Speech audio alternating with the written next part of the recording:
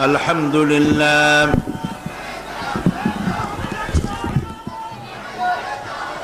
الحمد لله نحمده ونستعينه ونستغفره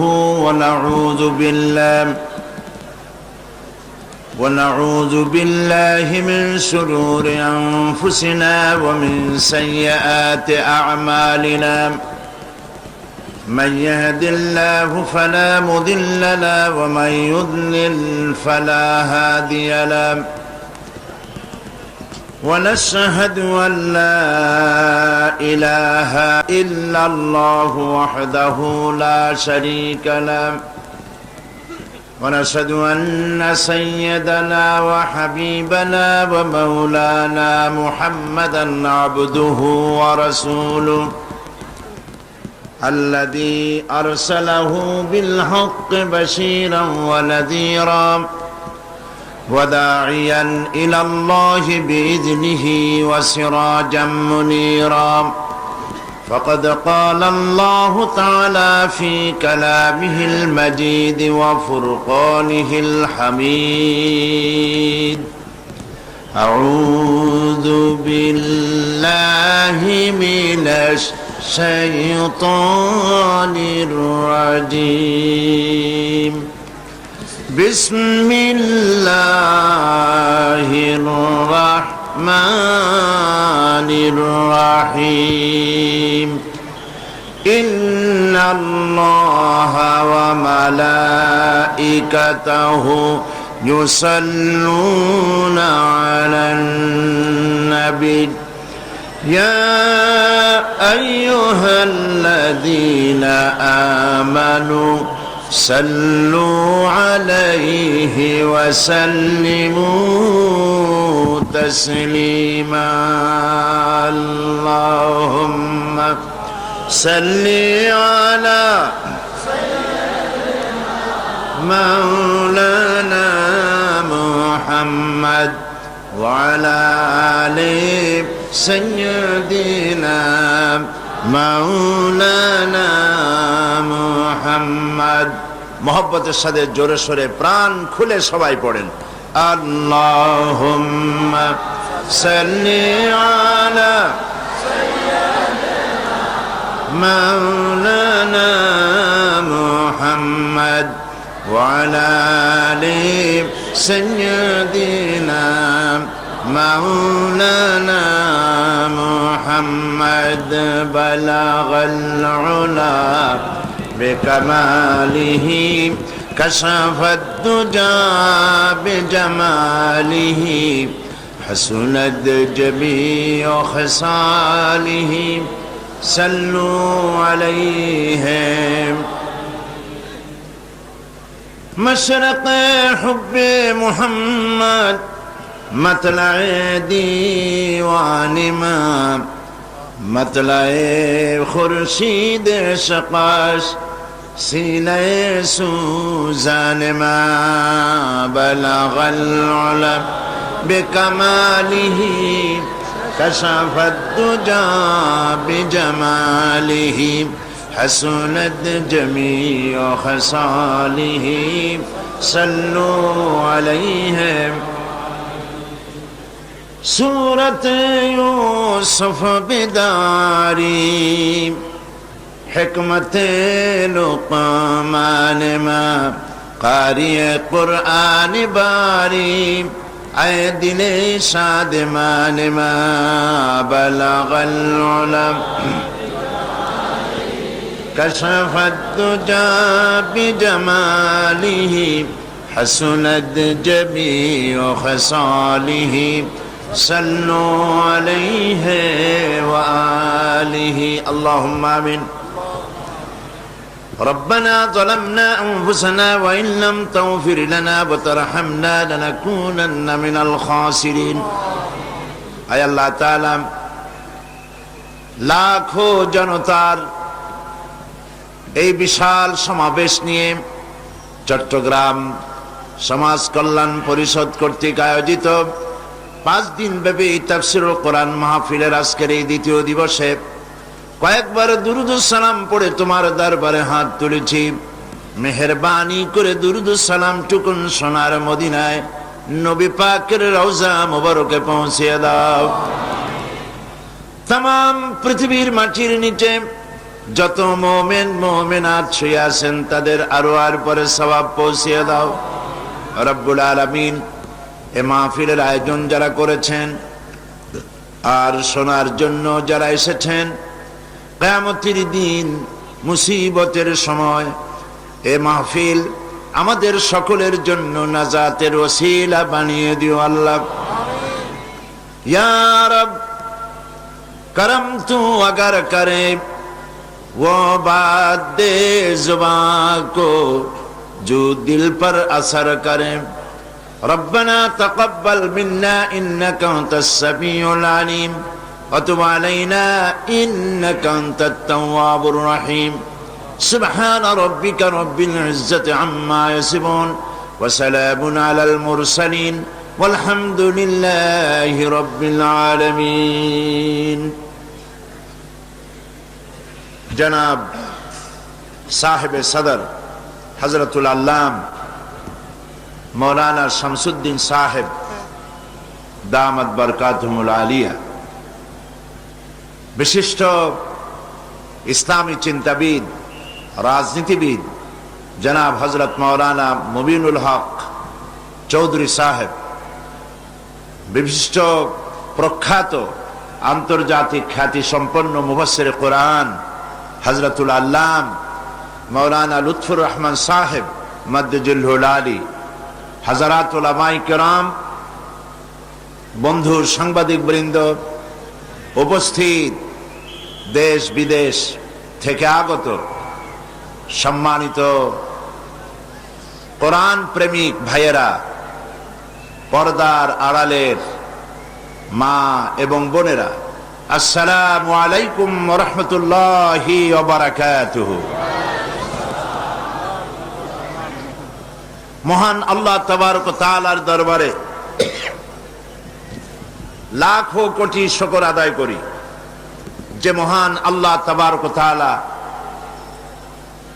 Chittagong Islamic সমাজ কল্যাণ পরিষদ কর্তৃক আয়োজিত তাদের বার্ষিক তাফসীরুল কোরআন মাহফিলের আজকের এই 23তম বছরের দ্বিতীয় দিবসে এ মাহফিলে আমাদেরকে হাজির হওয়ার তৌফিক এনায়েত করলেন। সেই মনিবের দরবারে শুকরগুজার হচ্ছি। আমরা সকলে পড়ছি আলহামদুলিল্লাহ। মহব্বতের সাথে উচ্চারণ করুন আলহামদুলিল্লাহ। রব্বানা লাকাল হামদ হামদান কাসীরান তাইয়্যিবান মুবারাকান ফীহি ইয়া রাব্বি লাকাল হামদু কামা ইয়ানবাগি লিজালালি ওয়াজহিকা ওয়া আযীমি সুলতানিকা।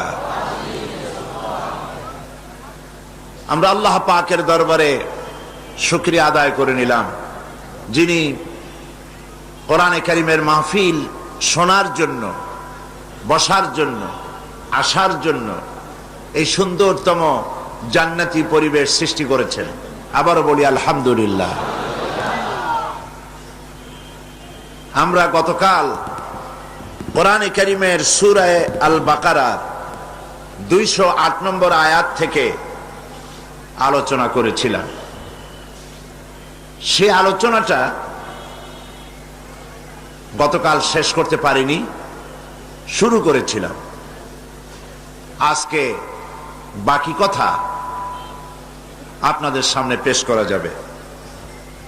কোরআনে কারীমে আল্লাহ পাক বলছেন,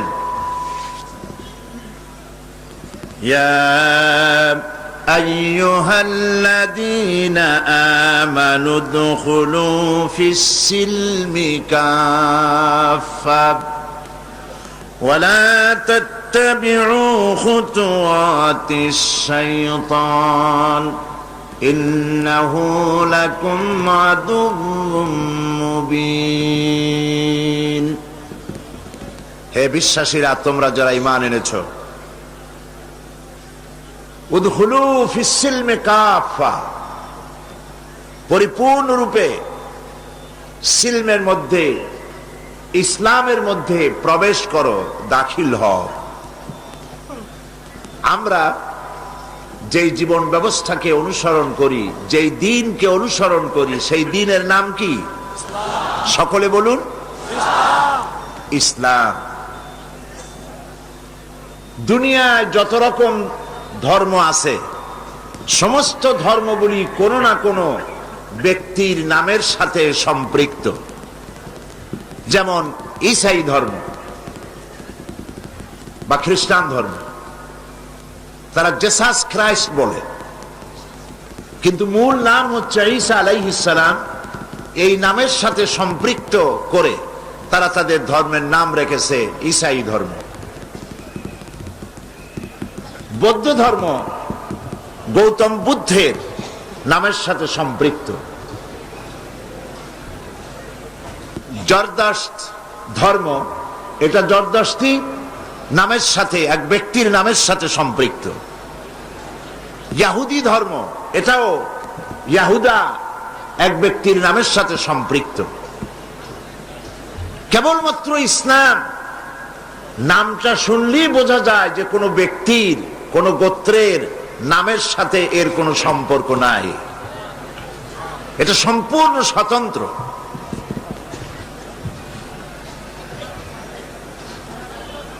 এবং এই ইসলামকে আল্লাহ পাক ধর্ম হিসাবে বলেন নাই। কোরআন শরীফের বা হাদিস শরীফের এমন কোন শব্দ নাই যেই শব্দের অর্থ করা যায় ধর্ম। ইসলামকে আল্লাহ পাক বলেছেন দিন। ইন্নাদ-দীনা ইনদাল্লাহিল ইসলাম। পৃথিবীতে যত ধর্ম আছে, কোন ধর্মীয়, তাদের ধর্মীয় পুস্তকের ভিতরে তাদের নাম নাই, তাদের ধর্মের নামও নাই, তাদের জাতির নামও নাই। হিন্দু, বৌদ্ধ, খ্রিস্টান, এগুলি সব তাদের বানানো নাম। তাদের ধর্মীয় পুস্তকের ভিতরে এই নামের অস্তিত্ব নাই। ইসলাম হচ্ছে সেই জীবন ব্যবস্থা যে কোরআনে কারীমের ভিতরে এই দ্বীনের নাম আল্লাহ পাক বলে দিয়েছেন, ইন্নাদ-দীনা ইনদাল্লাহিল ইসলাম। আল্লাহ পাকের কাছে মনোনীত একমাত্র জীবন ব্যবস্থা যার নাম ইসলাম। আর এই জাতির নাম আল্লাহ পাক কোরআন শরীফের মধ্যে বলে দিয়েছেন, হুয়া সাম্মাকুমুল মুসলিমিন। আমরা হচ্ছে মুসলমান, আর আমাদের দ্বীন হচ্ছে ইসলাম। কথাগুলি খুব মনোযোগ সহকারে শুনলে বুঝতে মোটেও কষ্ট হবে না, ইনশাআল্লাহ। বলি ইনশাআল্লাহ। পৃথিবীর কোন ধর্মের সাথে আমাদের ধর্মের মিল নাই, কোন দিক থেকেই মিল নাই। এই জন্য যারা ইসলাম বোঝেন না, ইসলাম সম্পর্কে লেখাপড়া করেন নাই, ইসলাম সম্পর্কে অজ্ঞ, তারাই ইসলাম সম্পর্কে বিভ্রান্তি ছড়ায়। তারা ইসলামের নাম দিয়েছে মৌলবাদ, ইসলামের নাম দিয়েছে সন্ত্রাস। এর মধ্যে সন্ত্রাসী আছে, আর এটার নাম হলো মৌলবাদ। এই মৌলবাদ থেকে বাঁচার জন্য তারা করেছে ধর্মনিরপেক্ষ মতবাদ। সুতরাং আমাদেরকে বুঝতে হবে পার্থক্যটা কোথায়। বেদ বলেন, বাইবেল বলেন, ত্রিপিটক বলেন, জিন্দা বিস্তা বলেন, কোন ধর্মীয় পুস্তক দাবি করে না, ক্লেম করে না যে আমার ভিতরে অর্থনীতি আছে, আমি দুনিয়াকে অর্থনীতি শিখাইতে পারি, অর্থনৈতিক বিধিবিধান দিতে পারি। বেদও বলে না, বাইবেলও বলে না, ত্রিপিটকও বলে না।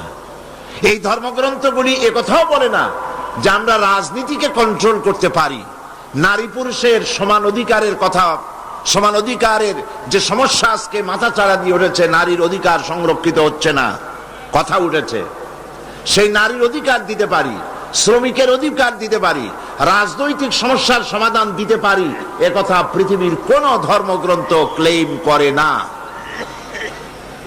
এখানেই পার্থক্য হচ্ছে ইসলামের সাথে। ইসলাম হলো সেই জীবন ব্যবস্থার নাম যেখানে মানুষের ব্যক্তি, পরিবার, সমাজ ও রাষ্ট্র জীবনের সকল ক্ষেত্রের দিক নির্দেশনা দান করেছে ইসলাম। সুবহানাল্লাহ বিহামদিহি। এই জন্য আমরা যখন কোরআন থেকে অর্থনৈতিক কথা বলি, রাজনৈতিক কথা বলি, তখন ওই সব বন্ধুরা যারা ইসলাম বোঝেন না, ইসলাম সম্পর্কে কোনো জ্ঞান রাখেন না, তারা বলেন শুনতে গিয়েছিলাম তাফসির, শুনে আসলাম খানিকটা রাজনীতি। এরকম বলে কিনা?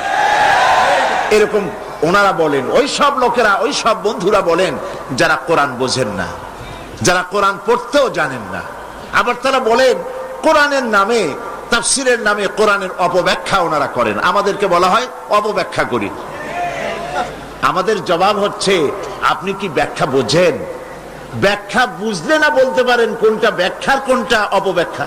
আপনি তো ব্যাখ্যাই জানেন না। ইঞ্জিনিয়ার একটা প্ল্যান করেছে, একটা বিল্ডিং এর প্ল্যান করেছে। একজন রিক্সা চালক তিনি এসে বললেন ইঞ্জিনিয়ার সাহেবকে, আপনার এই প্ল্যান সঠিক হয় নাই, এই বিল্ডিং তো পড়ে যাবে তাড়াতাড়ি। এই কথা বলার কোনো দাম আছে? কোনো দাম নাই। একজন ডাক্তার সাহেব রোগের সব কিছুকে তার প্যাথোলজিক্যাল টেস্ট করে ডাক্তার প্রেসক্রিপশন রেডি করেছে। আমার মতো একজন ভাঙ্গাছেড়া মৌলভী সাহেব সেখানে গিয়ে বললেন, ডাক্তার সাহেব এখানে ক্যাপসুল না দিয়ে ইনজেকশন দিলে ভালো হতো। এই কথার কোনো দাম আছে? দাম নাই। অর্থাৎ লিকুল্লে ফান্নের রিজাল, প্রত্যেক বিষয়ের উপরে বিশেষজ্ঞ আছে, স্পেশালিস্ট আছে। উকিলের উপরে একজন উকিল যে আর্গুমেন্ট করে, সেই আর্গুমেন্টের উপরে কোনো বক্তব্য আমি রাখতে পারি না। একজন মুফতি যে ফতোয়া দেন, তার উপরে একজন ডাক্তার কোনো কথা বলতে পারেন না। সুতরাং কোরআন কোনটা ব্যাখ্যা কোনটা অপব্যাখ্যা, এই কথা তো আপনি বুঝবেন না, কারণ আপনারা কোরআন পড়েন নাই। আর কোরআন পড়েন নাই বলে যেখানেই আপনাদের সুবিধা হয় সেখানেই আপনারা বলেন লাকুম দীনুকুম ওয়ালিয়া দীন। এটা ঠিক কিনা? সুতরাং ভাইদের খেদমতে আমি আরজ করতে চাই, ইসলাম একটি স্বতন্ত্র জীবন ব্যবস্থা। আল্লাহ যদি ইচ্ছে করেন এই জ্ঞান যে কোনো ব্যক্তিকে দিতে পারেন। আমরা আল্লাহর কাছে দোয়া করি, আল্লাহ পাক তোমার কোরআন, তোমার দ্বীন বোঝার তৌফিক আমাদের জন্য দান করে দাও। আমি এবারে মক্কা শরীফে, গত রমজান মুবারকে মক্কা শরীফে ছিলাম, মদিনা মুনাওয়ারা এবং মক্কা শরীফে। ওখানে পত্রিকা দেখলাম ইস্ট লন্ডন মসজিদ, লন্ডন শহরে, এই মসজিদে তারা লন্ডন মুসলিম সেন্টার নামে একটা সেন্টার করেছে। সেই সেন্টার উদ্বোধনের জন্য একজন সৌদি প্রিন্স এবং ব্রিটেনের প্রিন্স চার্লস, এই দুজনকে দাওয়াত দিয়েছে রোজার মাসে। দুইজন সেখানে বক্তব্য রেখেছেন এবং প্রিন্স চার্লস সেখানে ইফতার করেছেন, যদিও তিনি রোজা রাখেননি। খ্রিস্টান মানুষ কি রোজা রাখবে? কিন্তু একটা বক্তব্য তিনি রেখেছেন। এর আগেও তিনি অনেক বক্তব্য রেখেছেন, সে বক্তব্যগুলি খুবই প্রণিধানযোগ্য।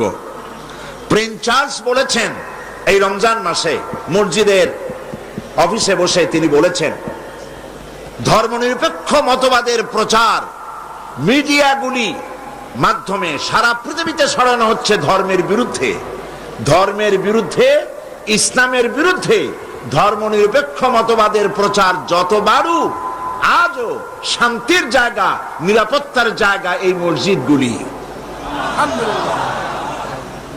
এর আগে তিনি আরেক জায়গায় আরেক বক্তৃতার মধ্যে বলেছিলেন, প্রিন্স চার্লস তিনি বলেছিলেন, ইসলামের ব্যাপারে ঢালাও ভাবে মৌলবাদ আর সন্ত্রাস বলা যাবে না। যেহেতু ইসলাম আমরা জানি না, মাথা গরম করে এদের বিরুদ্ধে কথা বলি। আসলে ইসলামে মৌলবাদ আর সন্ত্রাসের কোনো স্থান নাই। আজ ইসলাম হচ্ছে পৃথিবীর মধ্যে সব থেকে শ্রেষ্ঠ জীবন ব্যবস্থা। বিদ্বেষমূলক ভাবে কাফের, মুশরিক, ইহুদি এরা যদি বিদ্বেষমূলক ভাবে কিছু বলে সহ্য হয়, কিন্তু মুসলমান নামধারীরা যদি ইসলামকে মৌলবাদ আর সন্ত্রাসী বলে, তাহলে এ কষ্ট রাখার জায়গা আর নাই। ঠিক কিনা বলেন? বিগত বছরগুলিতে আমাদের এই দেশে যত বোমা বিস্ফোরণ ঘটলো, নিজেরা বানায়া যত বোমা ফাটাইলো, সমস্ত বোমা বিস্ফোরণের দায় দায়িত্ব মৌলবাদী গোষ্ঠী বলে আলেমদের মাথায় চড়ায় দেওয়া হলো। এগুলি নিছক হিংসার বশবর্তী হয়ে ইসলামের উপর আক্রমণ করা হয়েছে। ইসলাম একটি পূর্ণাঙ্গ জীবন ব্যবস্থা। ইসলাম হচ্ছে আল্লাহর দেওয়া বিধান। এর সামনে যারা আনুগত্য করে, ইসলামের দাবি হচ্ছে ইসলাম অনুযায়ী যদি কেউ ইসলামের গুণরাজি নিজের মধ্যে দিয়ে সমৃদ্ধ করতে পারে, আনুগত্য দিয়ে নিজের জীবনকে ভরতে পারে, সেই হয় মুসলমান। আর ইসলাম সর্বপ্রথম দাওয়াত জানিয়েছে ইসলামের ভিত্তি মজবুত করার জন্য। ইসলামের ভিত্তি, ইসলামের ফাউন্ডেশন যেটা, তার নাম হলো তাওহীদ। ইসলামের ফাউন্ডেশন নাম কি? তাওহীদ। ফাউন্ডেশন যদি মজবুত হয় তাহলে আদর্শ একটা বিল্ডিং টিকে থাকবে, যত বড় বিল্ডিং হোক। ফাউন্ডেশন যদি হয় ভেজাল মার্কা সিমেন্ট আর বালি, সিমেন্ট একেবারেই কম, বালি অনেক বেশি দিয়া যদি ফাউন্ডেশন দেওয়া হয়, আর এর উপরে যদি ইমারত খাড়া করা হয়, সেই ইমারতের বাইরে যত চাকচিক্য থাকুক না কেন, এই বিল্ডিং কি টিকবে? টিকবে না। অনুরূপ ভাবে মুসলমান ইসলামের মধ্যে যদি প্রবেশ করতে চায়, আল্লাহ পাক মুমিনদের বলছেন ইসলামে প্রবেশ করো পরিপূর্ণভাবে দাখিল হতে হলে সম্পূর্ণভাবে তাওহীদকে মজবুত করতে হবে। এক নম্বর হচ্ছে তাওহীদ, দুই নম্বর হচ্ছে শিরক বর্জন করা।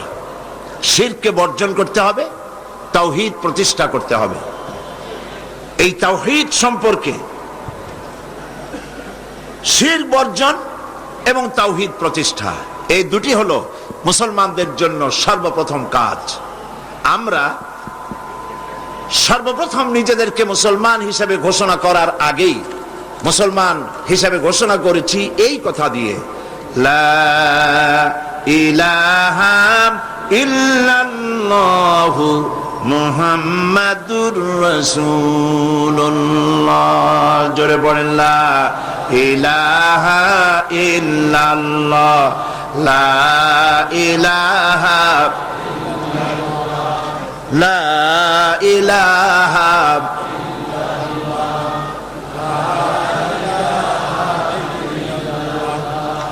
লা ইলাহা ইল্লাল্লাহু মুহাম্মাদুর রাসূলুল্লাহ। আল্লাহ ছাড়া কোনো ইলাহ নাই। তাওহীদের এটাই হচ্ছে মর্মবাণী। সেই ইলাহ কি, তাওহীদের ব্যাখ্যা কি, এবং শিরক থেকে কিভাবে বাঁচবো, এ কথাগুলি আজকে আমি আলোচনা করব বিমাশিয়াতিল্লাহ তাআলা। তাওহীদ যদি পরিষ্কার না হয় আর শিরক যদি বর্জন না করতে পারি, তাহলে এই ঈমান এবং আকীদা নিয়ে আল্লাহ পাকের দরবারে আমরা পার পাবো না। কোরআনে কারীমের মূল লক্ষ্যই হচ্ছে মানব গোষ্ঠীকে শিরক থেকে মুক্ত করা। এটা হলো মূল লক্ষ্য।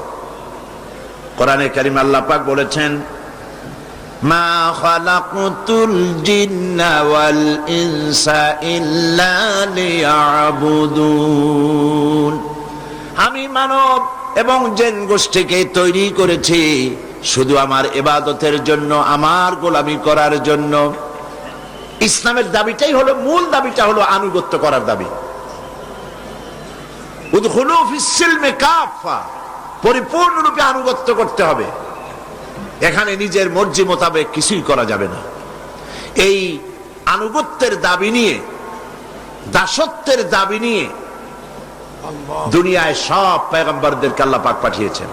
কোন পয়গম্বর বলেন নাই, কোন নবী বলেন নাই যে আমার আনুগত্য করো, আমার গোলামি করো। এই কথা নবীরা বলেন নাই। নবীরা কি বলেছেন? আল্লাহ পাক কোরআন শরীফের মধ্যে ঘোষণা করেছেন, যত নবী পৃথিবীতে পাঠিয়েছি তারা মানুষের কাছেই বলে দাওয়াত দিয়েছেন, ইয়া কাওমি ইবুদুল্লাহা মা লাকুম মিন ইলাহিন গায়রু। হে আমার কওম, হে আমার জাতি, আল্লাহ রাব্বুল আলামিন একমাত্র ইলাহ, তিনি ছাড়া আর কোনো ইলাহ নাই। তিনি ছাড়া কারো দাসত্ব কবুল করা যাবে না। দাসত্ব, গোলামি, আনুগত্য পরিপূর্ণ হতে হবে একমাত্র কার? আল্লাহ রাব্বুল আলামিন অন্য আয়াতের মধ্যে বলেন, ওয়ালাকাদ বা'আসনা ফি কুল্লি উম্মাতির রাসূলা আন ইবুদুল্লাহা ওয়াজতানিবুত তাগুত। প্রত্যেক জাতির কাছে আমি রাসূল প্রেরণ করেছি।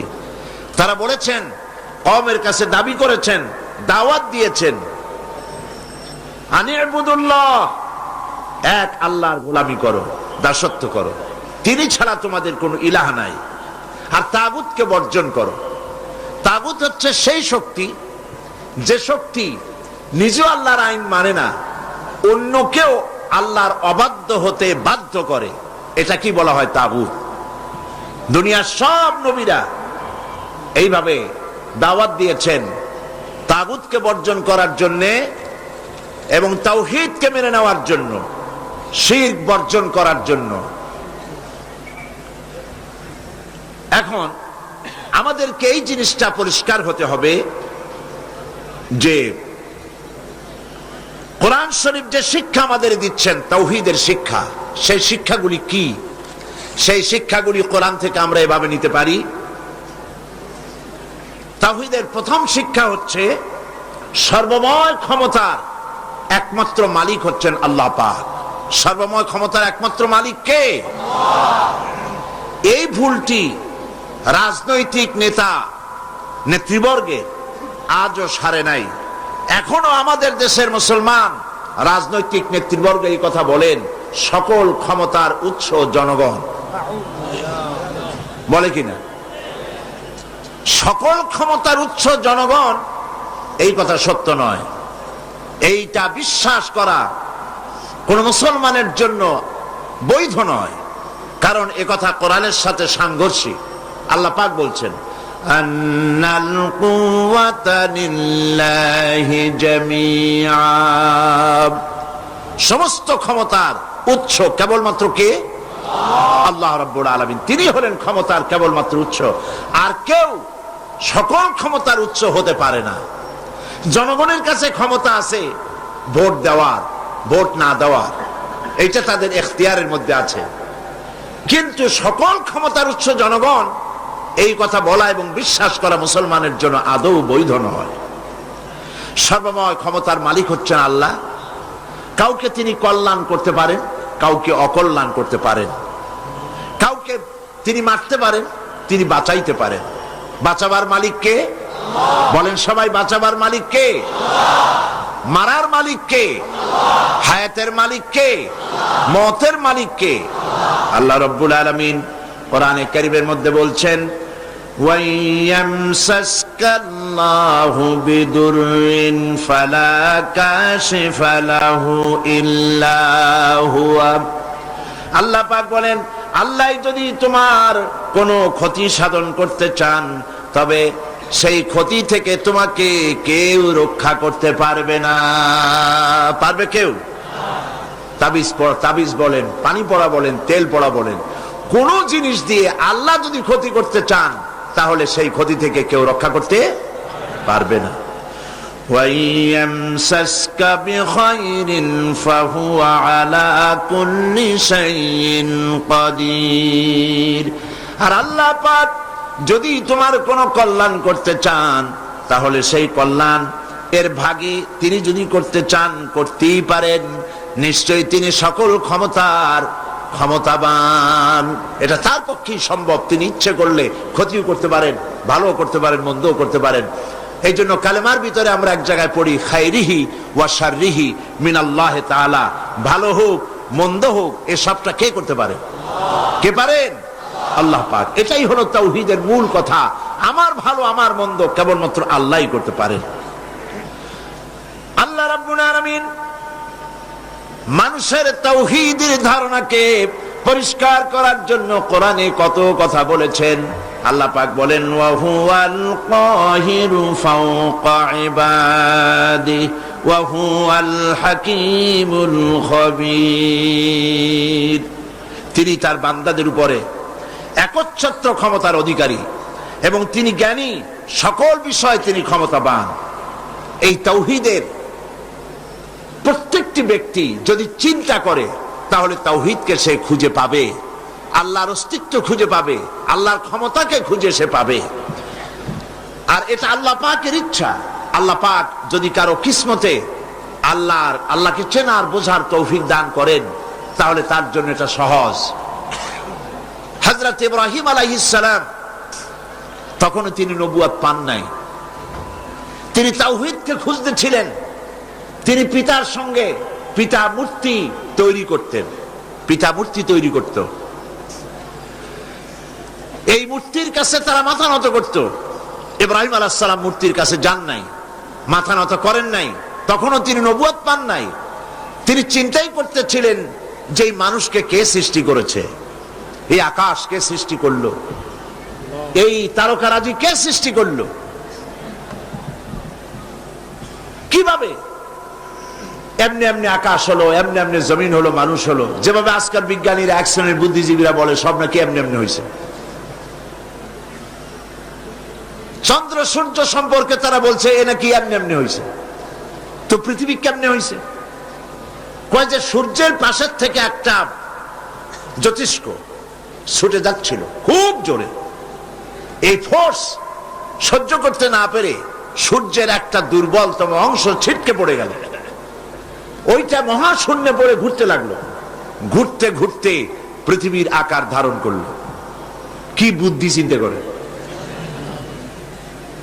আচ্ছা, এটা যদি সত্য হয়, এই কথাটা যদি সত্য হয় যে সূর্যের পাশ দিয়ে একটা জ্যোতিষ্ক ছুটে গেল, ওইটা ছিটকে পড়ে পৃথিবী হয়েছে, তো এখন তো পৃথিবীতে মানুষ ধরে না, এখন কেন আর একটা জ্যোতিষ্ক ওইখান থেকে যায় গুঁতো দিয়ে আর খানিকটা ভাঙ্গে আর একটা পৃথিবী বানায় না?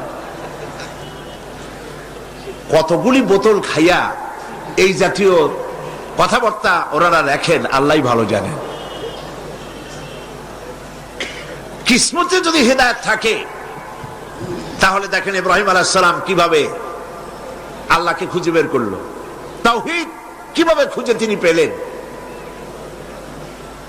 রাতের আধারে আকাশের দিকে তাকালেন, তারা ভরা আকাশ, বিশাল আকাশে সুন্দর সুন্দর তারকা খচিত দেখে তিনি কি বললেন? কোরআন শরীফ হযরত ইব্রাহিম আলাইহিস সালামের তাওহীদ অনুসন্ধানের এই ঘটনাকে কোরআন কি সুন্দর করে চিরন্তন করে রেখেছে তার বুকের মধ্যে, যাতে করে লোকেরা, চিন্তাশীল লোকেরা যাতে করে বুঝতে পারে। فَلَمَّا جَنَّ عَلَيْهِ اللَّيْلُ رَأَى كَوْكَبًا قَالَ هَذَا رَبِّي। রাতের আধারে যখন তিনি তারকা পুঞ্জ যখন দেখতে পেলেন তখন তিনি বললেন হাদা রব্বি, হতে পারে এটা আমার রব, এটি আমার স্রষ্টা, এটি আমার প্রতিপালক। কিন্তু তারকা তো সারা রাত থাকে না, তারকা যখন অস্তমিত হয়ে গেল, ফালাম্মা আফালা ক্বালা লা উহিব্বুল আফিলিন, তিনি ঘোষণা করলেন যে জিনিস অস্তমিত হয়ে যায় সে আবার রব হয় কি করে? সুবহানাল্লাহ বলবেন না? হযরত ইব্রাহিম আলাইহিস সালাম কিন্তু কোন সায়েন্স ল্যাবরেটরিতে রিসার্চ করেন নাই, কোন কলেজ বিশ্ববিদ্যালয়ে পড়াশোনা করেন নাই। অর্থাৎ অনুসন্ধান যদি কেউ করে, চেষ্টা যদি কেউ করে স্রষ্টাকে তালাশ করার জন্য, আল্লাহ পাক রাস্তা তৈরি করে দেন। সুবহানাল্লাহ। আর এরা চেষ্টাই করে অধঃপতনের জন্য, আল্লাহকে অস্বীকার করার জন্য। সেজন্য গোমরাহি ছাড়া তাদের সামনে আর কিছুই খোলা থাকে না। এরপরে তারকা অস্তমিত হওয়ার পর যখন চন্দ্র উদিত হলো, فَلَمَّا رَأَى الْقَمَرَ بَازِغًا قَالَ هَذَا رَبِّي। চাঁদ যখন দেখলেন তিনি বললেন এটা আমার রব, এটাই আমার হতে পারে, এটাই আমার রব। فَلَمَّا أَفَلَ قَالَ لَئِن لَّمْ يَهْدِنِي رَبِّي لَأَكُونَنَّ مِنَ الْقَوْمِ الضَّالِّينَ। যখন চাঁদটাও ডুবে গেল তখন তিনি বললেন, প্রকৃতপক্ষের রব কে? আমি তো তোমাকে চিনতে পারছি না। যদি প্রকৃতপক্ষের রব যিনি, তিনি যদি আমার তাওহীদের দিশা না দেন, চেনার তৌফিক না দেন, হতে পারে যারা ভ্রষ্ট হয়েছে আমি তাদের অন্তর্ভুক্ত হয়ে যেতে পারি। সকালবেলায় হযরত ইব্রাহিম আলাইহিস সালাম পূর্ব দিগন্ত থেকে সূর্য উদিত হতে দেখে তিনি যা বললেন, আল্লাহ পাক কোরআনে তা উঠাই দিলেন, فَلَمَّا رَأَى الشَّمْسَ بَازِغَةً قَالَ هَذَا رَبِّي هَذَا أَكْبَرُ। তিনি যখন সূর্য দেখলেন বললেন, হাদা রব্বি, এটা আমার রব এবং এইটাই বড় রব। তার মানে তারার চাইতে চাঁদ ছিল বড়, চাঁদের চাইতে সূর্য বড়। তারা আলো ছিল কম, চাঁদে আলো ছিল বেশি। চাঁদের আলো ঠান্ডা, সূর্যের আলোতে টেকাই যায় না। হাজা রব্বি হাজা আকবর। কিন্তু এই ভুলও তার ভেঙে গেল যখন তিনি দেখতে পেলেন সন্ধ্যাবেলায়, বেলা শেষে সূর্যটা আস্তে করে পূর্ব পশ্চিম দিগন্তে অস্তমিত হয়ে গেল। ভুল সবটা ভেঙে গেল। তিনি বললেন, ফালাম্মা আফালাত قال يا قوم إني بريء مما تشركون। হে আমার কওম, তোমরা যেই সব জিনিস নিয়ে আল্লাহর সাথে শরীক করো আমি তার থেকে মুক্ত। আমি আমার রবকে চিনে ফেলেছি, আমি তাওহীদের দিশা পেয়েছি। কে আমার রব, কে আমার ইলাহ? তিনি ঘোষণা করলেন, ইন্নী وجهت وجهي للذي فطر السماوات والأرض حنيفا। পড়েন আমার সাথে, إني وجهت وجهي للذي فطر السماوات والأرض حنيفا وما أنا من المشركين। ইন্নী ওয়াজ্জাহতু ওয়াজহিয়া লিল্লাযী ফাতারাস সামাওয়াতি ওয়াল আরদ। পৃথিবীর সকল দিক থেকে আমার মুখ ঘুরাইয়া এক আল্লাহর দিকে আমি সেদিকে মুখ ঘুরালাম। সকল দিক থেকে মুখ ফিরাইয়া মুখটাকে সেদিকেই আমি নিবদ্ধ করলাম, যিনি ওই বিশাল আকাশ সৃষ্টি করেছেন, এ জমিন সৃষ্টি করেছেন, তারকাপুঞ্জ, গ্রহ, নক্ষত্র, সৌররাজি, নবমণ্ডল, ভূমণ্ডল যিনি সৃষ্টি করেছেন, তিনি আমার রব। সুবহানাল্লাহ, তিনি আমার ইলাহ। তাওহীদকে চিনতে তার কষ্ট হলো না। এই জন্য যার উপরে ঈমান আনবো তার শক্তিটা আগে বোঝা দরকার, তার কুদরত বোঝা দরকার, তার সিফাত বোঝা দরকার, তিনি কে। এই জন্য তাওহীদ যার যত মজবুত তিনি তত খাঁটি দিনদার ইমানদার মুসলমান আল্লাহর কাছে। এই তাওহীদই হচ্ছে বিশ্ব মানবতার ঐক্যের ভিত্তি। গোটা দুনিয়ার মুসলমান, গোটা দুনিয়ার মানব গোষ্ঠী ঐক্যবদ্ধ হতে পারে তাওহীদের ভিত্তিতে।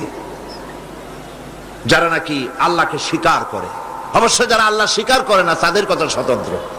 দেখুন, তাওহীদ গোটা বিশ্ব মানবতাকে ঐক্যবদ্ধ করার জন্য কি বলছে। আল্লাহ পাক বলেন, কুল ইয়া আহলাল কিতাবি তাআলাউ ইলা কালিমাতিন সাওয়াইন বাইনানা ওয়া বাইনাকুম আল্লা না'বুদা ইল্লাল্লাহ। নবী আপনি বলুন, হে আহলে কিতাবের লোকেরা, খ্রিস্টানেরা, আহলে কিতাবের লোকেরা, এসো তোমরা আর আমরা একটা কথায় ঐক্যবদ্ধ হই। সেটা কি? আল্লাহ না'বুদা ইল্লাল্লাহ, আল্লাহ ছাড়া কারো দাসত্ব করব না। এটাই হলো তাওহীদের মূল কথা। আসো এই কথায় ঐক্যবদ্ধ হই। তারা আল্লাহকে মানে ঠিক, খ্রিস্টানেরা, কিন্তু আল্লাহর ছেলে বানাইছে তারা, বলেন নাউজুবিল্লাহ। আল্লাহর স্ত্রী বানাইছে তারা, বলেন নাউজুবিল্লাহ। কিন্তু আল্লাহ যখন মানো তখন আসো তোমরা আর আমরা একটা কথায় ঐক্যবদ্ধ হই, এই যে আল্লাহ ছাড়া কারো গোলামি করব না। ওয়ালা নুশরিকা বিহি শাইয়া, আর আল্লাহর ইবাদতের সাথে কাউকে শরীক স্থাপন করব না। ওয়ালা ইয়াত্তাখিযা বা'দুনা বা'দান আরবাবাম মিন দুনিল্লাহ, আর আমরা পরস্পর পরস্পরকে আল্লাহ ছাড়া কাউকে সুপার পাওয়ার হিসাবে মেনে নেব না।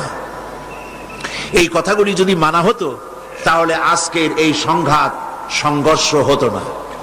মূলত আজকের পৃথিবীর খ্রিস্টানেরা তারা তাদের ধর্ম পালন করছেন না। আমি ইউরোপে আমেরিকায় দেখেছি গির্জায় যাওয়ার মতো লোক নাই। সপ্তাহে মাত্র একদিন তারা গির্জায় যান। কোন দিন? রবিবার। সেই রবিবারেও গির্জায় যাওয়ার লোক পাওয়া যায় না। ফলে এর মেইনটেনেন্স কি করে হবে? এই জন্য গির্জাগুলির সামনে অনেক জায়গায় লেখা দেখেছি ফর সেল, বিক্রয়ের জন্য সাইনবোর্ড লাগানো হয়েছে। লন্ডনে এরকম বহুত গির্জা যেগুলিকে বিক্রয়ের সাইনবোর্ড লাগায় দেওয়া হয়েছে। এলাকার অধিবাসী, আমাদের দেশের মুসলমান, পাকিস্তান, ইন্ডিয়া, সাবকন্টিনেন্ট, আরব ইত্যাদি এলাকার মুসলমানেরা চান্দা তুলে গির্জাগুলি কিনে নিয়েছে সরকারের কাছ থেকে, আর মসজিদে পরিণত করে দিয়েছে। আজকে আল্লাহ যারা বিশ্বাস করে তাদের মধ্যে ঐক্য থাকলে দুরবস্থা হতো না। আজকে দুরবস্থার সৃষ্টি হয়েছে, হিংসা, সংঘাত, সংঘর্ষ হচ্ছে আল্লাহর তাওহীদে বিশ্বাস না থাকার কারণে। তাওহীদের স্বরূপ ছোট্ট একটি সূরার ভিতরে আল্লাহ পাক পরিষ্কার করেছেন। আল্লাহ রাব্বুল আলামিন কোরআনে কারীমের ভিতরে ছোট্ট একটি সূরার ভিতরে ঘোষণা করেছেন, কুল হুয়াল্লাহু আহাদ। পড়েন সবাই আমার সাথে, কুল হুয়াল্লাহু আহাদ আল্লাহুস সামাদ লাম ইয়ালিদ ওয়া লাম ইউলাদ ওয়া লাম ইয়াকুল লাহু কুফুয়ান আহাদ। আল্লাহ পাক বলেন, নবী আপনি বলুন আল্লাহ এক এবং একক, তিনি বেনিয়াজ, তিনি কারো মুখাপেক্ষী নন, তাকে কেউ জন্ম দেয়নি, তিনিও কাউকে জন্ম দেন নাই। আকাশ আর জমিনে আল্লাহ পাকের সমকক্ষ কেউ নাই। ছোট্ট একটি সূরার মধ্যে আল্লাহ পাক পরিষ্কার করে দিয়েছেন তাকে কেউ জন্ম দেয়নি, তিনিও কাউকে জন্ম দেননি। অথচ খ্রিস্টানেরা আল্লাহর ছেলে বানাই ফেলাইছে, নাউজুবিল্লাহ বলেন। আল্লাহ পাক বলেন, খ্রিস্টানেরা বলে وقالت النصارى المسيح ابن الله, মসিহ হচ্ছে আল্লাহর পুত্র, নাউজুবিল্লাহ। আল্লাহ পাক এ কথার জবাব দিয়েছেন। রব্বুল আলামিন বলেন, বাদিউস সামাওয়াতি ওয়াল আরদ আন্না ইয়াকুনু লাহু ওয়ালাদুন ওয়া লাম তাকুন লাহু সাহিবা ওয়া খালাকা কুল্লা শাই। তিনি তো আকাশ এবং জমিন সৃষ্টি করেছেন। আন্না ইয়াকুনু লাহু ওয়ালাদুন ওয়া লাম তাকুন লাহু সাহিবা, তার বাচ্চা হবে কি করে? তিনি তো কোনো জীবন সঙ্গিনী গ্রহণ করেননি, তিনি তো কোনো স্ত্রী গ্রহণ করেননি, তার বাচ্চা আসবে কোত্থেকে? ওয়া খালাকা কুল্লা শাই, আর সব কিছুর স্রষ্টা হচ্ছেন তিনি আল্লাহ পাক। তিনি কাউকে জন্ম দেননি, তাকেও কেউ জন্ম দেয়নি। যালিকুমুল্লাহু রাব্বুকুম লা ইলাহা ইল্লাহু খালিকু কুল্লি শাইইন ফা'বুদুহু ওয়া হুয়া আলা কুল্লি শাইইন। যালিকুমুল্লাহু রাব্বুকুম, এই হচ্ছে তোমাদের রব। সুবহানাল্লাহ বলুন, এই হচ্ছে তোমাদের রব। লা ইলাহা ইল্লাহু, তিনি ছাড়া তোমাদের কোনো ইলাহ নাই, কোনো মাবুদ নাই, তিনি হচ্ছেন একমাত্র তোমাদের রব। তার জ্ঞান, তার ক্ষমতা এবং তার গুণাবলী সমস্ত বিশ্বব্যাপী ছড়িয়ে আছে। কোরআনে কারিমে আল্লাহ পাক তার নিজের তাওহীদের কথা এভাবে বলছেন, হুয়াল্লাহুল্লাযী লা ইলাহা ইল্লা হুয়া আলিমুল গায়বি ওয়াশ শাহাদাতি হুয়ার রাহমানুর রহিম। তিনি আল্লাহ, যিনি ছাড়া কোনো ইলাহ নাই, তিনি পরম দাতা এবং দয়ালু। এগুলো কোরআন শরীফের এই সূরাগুলি, এই আয়াতগুলি আমরা নামাজে পড়ি, ঠিক না? পড়ি কিনা? কিন্তু কপাল খারাপ, বুঝি না। কি পড়ি? বুঝি না। হুয়াল্লাহুল্লাযী লা ইলাহা ইল্লা হুয়াল মালিকুল কুদ্দুসুস সালামুল মুমিনুল মুহাইমিনুল আজিজুল জব্বারুল মুতাকাব্বির। তিনি আল্লাহ, যিনি ছাড়া কোনো ইলাহ নাই, তিনি অতীব মহান এবং পবিত্র, তিনি রাজত্বের মালিক। সুবহানাল্লাহ। রাজত্বের মালিক কে? জোরে বলেন। যাকে খুশি সিংহাসনে বসান, সিংহাসনে বসার পর আল্লাহর সাথে, ইসলামের সাথে, নবীর সাথে, মুসলমানদের সাথে, কোরআন হাদিসের সাথে যদি নাফরমানি করে, রব্বুল আলামিন সিংহাসন থেকে বের করে দিয়া জমিনের উপরে শোয়ায় দেন। একদল শোয়ায় দিয়া আর এক দলকে ক্ষমতায় এনে আল্লাহ পাক ওই জায়গায় আবার বসায় দেন। আবার আল্লাহ পাক বলেন, বসায় দিয়া বলেন, লিনানজুরা কাইফা তা'মালুন। ক্ষমতায় বসায় দিলাম, এবার দেখবো তোমাদের আমলটা কেমন হয়। ওগুলা বেয়াদবি করছিল, থাপড়ায় শোয়ায় দিছি, এবার তোমার বসাইলাম, দেখি তোমার অবস্থাটা কি হয়। লঙ্কায় যায় রাবণ না হও। মালিকুল মুলক, রাজত্বের মালিক কে? এরকম আসতে বললেন, গায়ের সব শক্তি দিয়ে বলেন, রাজত্বের মালিক কে? সুবহানাল্লাহ বিহামদিহি। তিনি অতীব পবিত্র, মহান, তিনি শান্তির ধারক। আসসালাম, শান্তির ধারক। আল মুমিন, নিরাপত্তার আধার। তোমরা শান্তি শান্তি করিয়া মরলেও পাবে না। বিদেশ দিয়া জন্মের মতো শান্তির ডিগ্রি ভ্যানিটি ব্যাগ ভরিয়া নিয়ে আসো, শান্তি দেশে তো দূরের কথা, ঘরেও হবে না। শান্তির মালিক কে? চিল্লায় কও। শান্তির মালিক তিনি। নিরাপত্তার মালিক কে? সন্ত্রাস, চুরি, ডাকাতি, মাস্তানি, চাঁদাবাজি, দুনিয়ার মানুষের তৈরি করা আইন দিয়ে এগুলি বন্ধ করা যাবে না। বন্ধ হবে আল্লাহ রাব্বুল আলামিনের আইন চালু হলে। তিনি হচ্ছেন নিরাপত্তার আধার, রক্ষণাবেক্ষণকারী। সুবহানাল্লাহ বলি। আসমাউল হুসনা, সুন্দর সুন্দর নাম আমার আল্লাহর। সুবহানাল্লাহ। আল্লাহ রাব্বুল আলামিন তিনি রক্ষণাবেক্ষণকারী, নিরাপত্তা প্রদানকারী, মহাপরাক্রমশালী। আল্লাহ পাক বলেন, সুবহানাল্লাহি আম্মা ইউশরিকুন। লোকেরা যে সব বিষয় শিরক করছে, তিনি তা থেকে সম্পূর্ণ পবিত্র। সুবহানাল্লাহ। হুয়াল্লাহুল খালিকুল বারিউল মুসাওবিরু লাহুল আসমাউল হুসনা। তিনি আল্লাহ, যিনি সৃষ্টিকর্তা, পরিকল্পনাকারী, আকার আকৃতি রচনাকারী। তার অনেক সুন্দর সুন্দর নাম আছে। সুবহানাল্লাহ। তিনি সৃষ্টিকর্তা, পরিকল্পনাকারী। মানুষ যত পরিকল্পনা করে, পরি চলে যায়, থাকে কল্পনা। মূল পরিকল্পনাকারী কে? আল্লাহ পাক। আকৃতি প্রদানকারী। আল্লাযী খালাকাকা ফাসাওয়াকা ফাআদালাক ফি আইয়ি সূরাতিন মা শাআ রাক্কাবাক। যেমন খুশি তেমন আকৃতি দেন। কি সুন্দর নাক বানাইছে আল্লাহ। সুবহানাল্লাহ কবেন না? কি সুন্দর দুইটা চোখ দিছে আল্লাহ, সুবহানাল্লাহ। কি সুন্দর দুইটা কান দিছেন, সুবহানাল্লাহ। কত সুন্দর দুইটা হাত, কত সুন্দর দুইটা পা। শরীরের প্রত্যেকটা অঙ্গ প্রত্যঙ্গ আল্লাহ পাক আকার আকৃতি দিয়ে সুন্দর করে তৈরি করেছেন।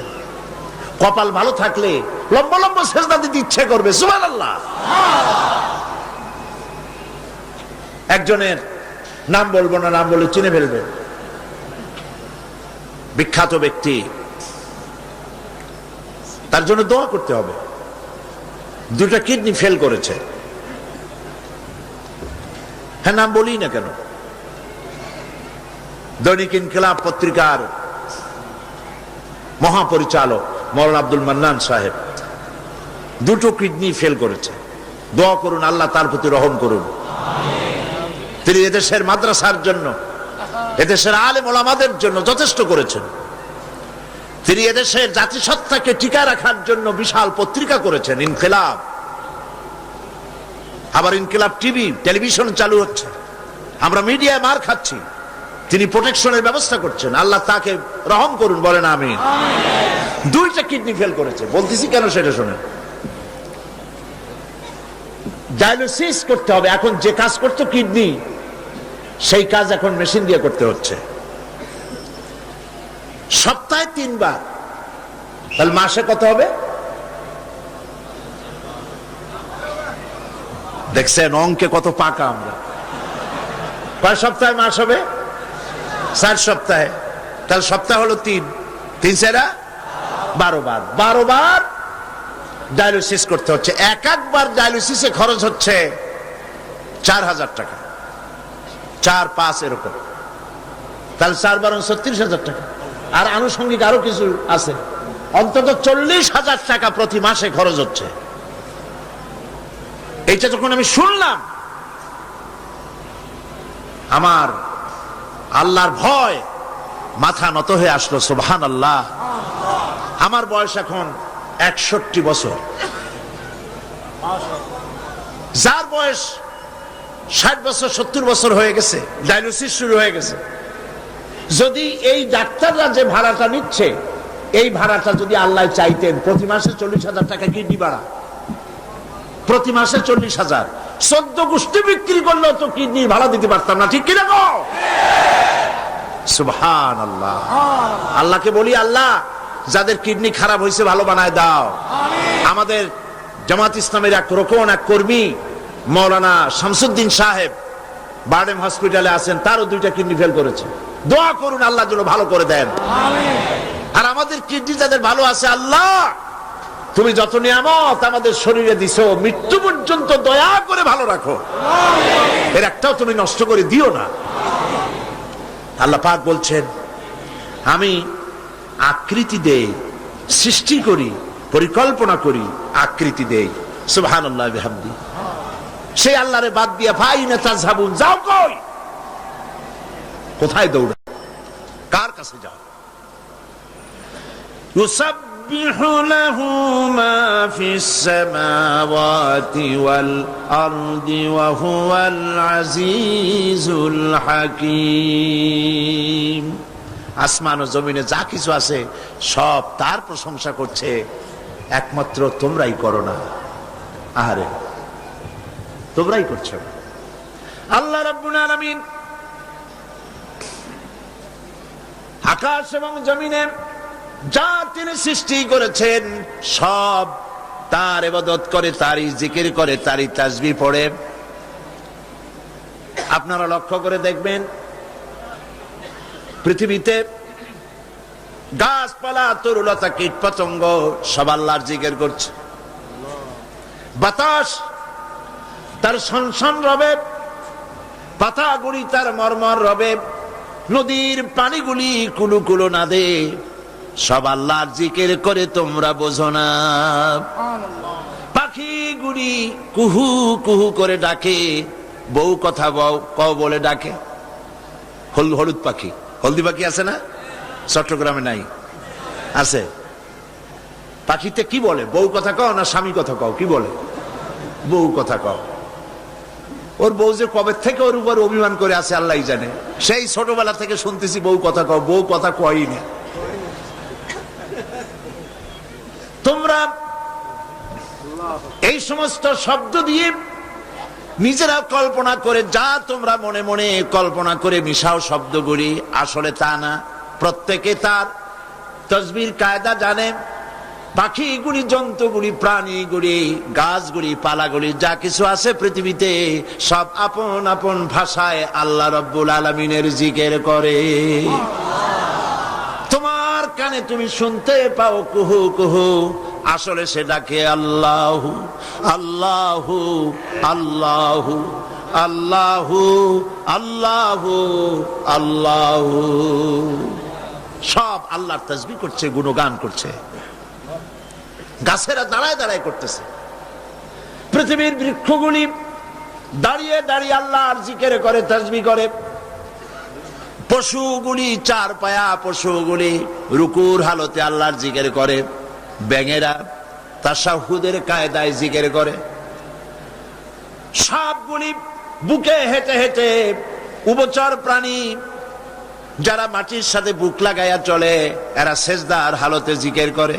কিন্তু মানুষকে আল্লাহ রাব্বুল আলামিন আশরাফুল মাখলুকাত হিসাবে সৃষ্টি করেছেন বলে এক রকম জিকিরের ব্যবস্থা করেন নাই। সৃষ্টি জগতের সমস্ত সৃষ্টি জগৎ যত কায়দায় জিকির করে, আল্লাহ তার বান্দাকে, মানুষকে সব কায়দায় বান্দাকে করার তৌফিক দিয়েছেন। কোরআনে কারীম আল্লাহ পাক বলেন, আল্লাযীনা ইয়াযকুরুনাল্লাহা কিয়ামান ওয়া কুউদান ওয়া আলা জুনুবিহিম, দাঁড়ানো অবস্থায়, বসা অবস্থায়, অবস্থায়, সকল অবস্থায় আল্লাহ তার বান্দাকে জিকিরের ব্যবস্থা করেছেন, তাসবিহর ব্যবস্থা করেছেন। বান্দা করতে পারে। পৃথিবীর সমস্ত মানুষ, পৃথিবীর সমস্ত প্রাণী যখন রিজিক খায়, রুজি যখন খায়, রুজি খাওয়ার সময়, খানা খাওয়ার সময় খানার কাছে মাথা ঝুঁকাইয়া দেয়, ঠিক কিনা? গরুর দিকে তাকান, গরু খাদ্যের উপরে তার মাথা ঝুঁকায়। গরু, কুকুর, শূকর, বিড়াল, ইঁদুর, পাখি, জন্তু, জানোয়ার সব খাবারের উপরে মাথা রেখে, মুখ রেখে খায়। আল্লাহ রাব্বুল আলামিন আশরাফুল মাখলুকাত মানুষকে রিজিকের কাছে মাথা নত করার ব্যবস্থা করেন নাই।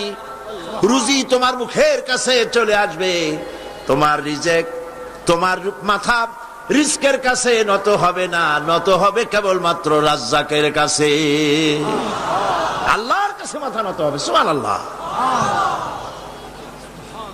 এই জন্যে তাওহীদ স্পষ্ট করে নিতে হবে, সমস্ত ক্ষমতার উৎস কেবলমাত্র কে? আল্লাহ পাক। সেই আল্লাহ পাককেই সেজদা করো। সেজদা করতে হবে কাকে? কারে সেজদা করবেন? আল্লাহর কাছ থেকে শোনেন। রব্বুল আলামিন কোরআনে কারীমের ভিতরে বলছেন, ওয়া মিন আয়াতিহিল লাইলু ওয়ান নাহারু ওয়াশ-শামসু ওয়াল কমর। আল্লাহ পাকের নিদর্শনাবলীর ভিতরে এগুলি নিদর্শন, তিনি রাত এবং দিন, রাত এবং দিন, সূর্য এবং চন্দ্র, এগুলি আল্লাহর নিদর্শন।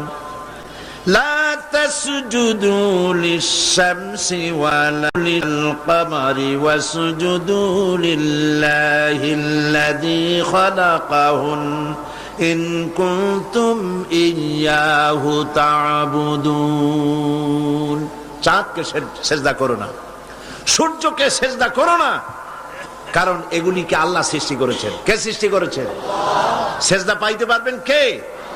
কেবলমাত্র আল্লাহ রাব্বুল আলামিন। সুতরাং সৃষ্টিকে সেজদা করো না। মানুষ বোঝে না, না বুঝেই যেখানে সেখানে সেজদা করে। মাজারে যায় সেজদা করে, পীরের পায়ের উপরে সেজদা করে, কসমের পায়ের উপরে সেজদা করে। এই তো এইখানেই আছে, আছে না? এখানে যে ওই জায়গাটার নাম কি? বায়জিদ বুস্তামি। তিনি এখানে আসছেন কিনা তার ঐতিহাসিক কোন তথ্য আছে কিনা আমার জানা নাই। আসলেও আসতে পারেন, নাও আসতে পারেন, এটা বিষয় না। আমার নিজের চোখে দেখছি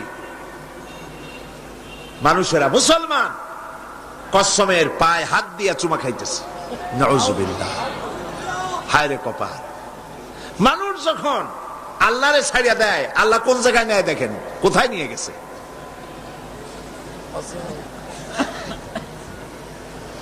ছোটবেলায় শুনেছি মানুষের কাছে, দেখেছি, দাঁত পড়ে গেলে, মুখের থেকে দাঁত পড়ে গেছে, দাদা দাদি নানি তারা বলেছে, দাদু যাও, এই তোমার এই দাঁতটা নিয়ে ইন্দুরের গর্তে যাও, ইন্দুরের কাছে গিয়ে বলো, ইন্দুর ভাই আমার এই দাঁতটা নিয়ে তোমার চিকুন দাঁতটা দাও।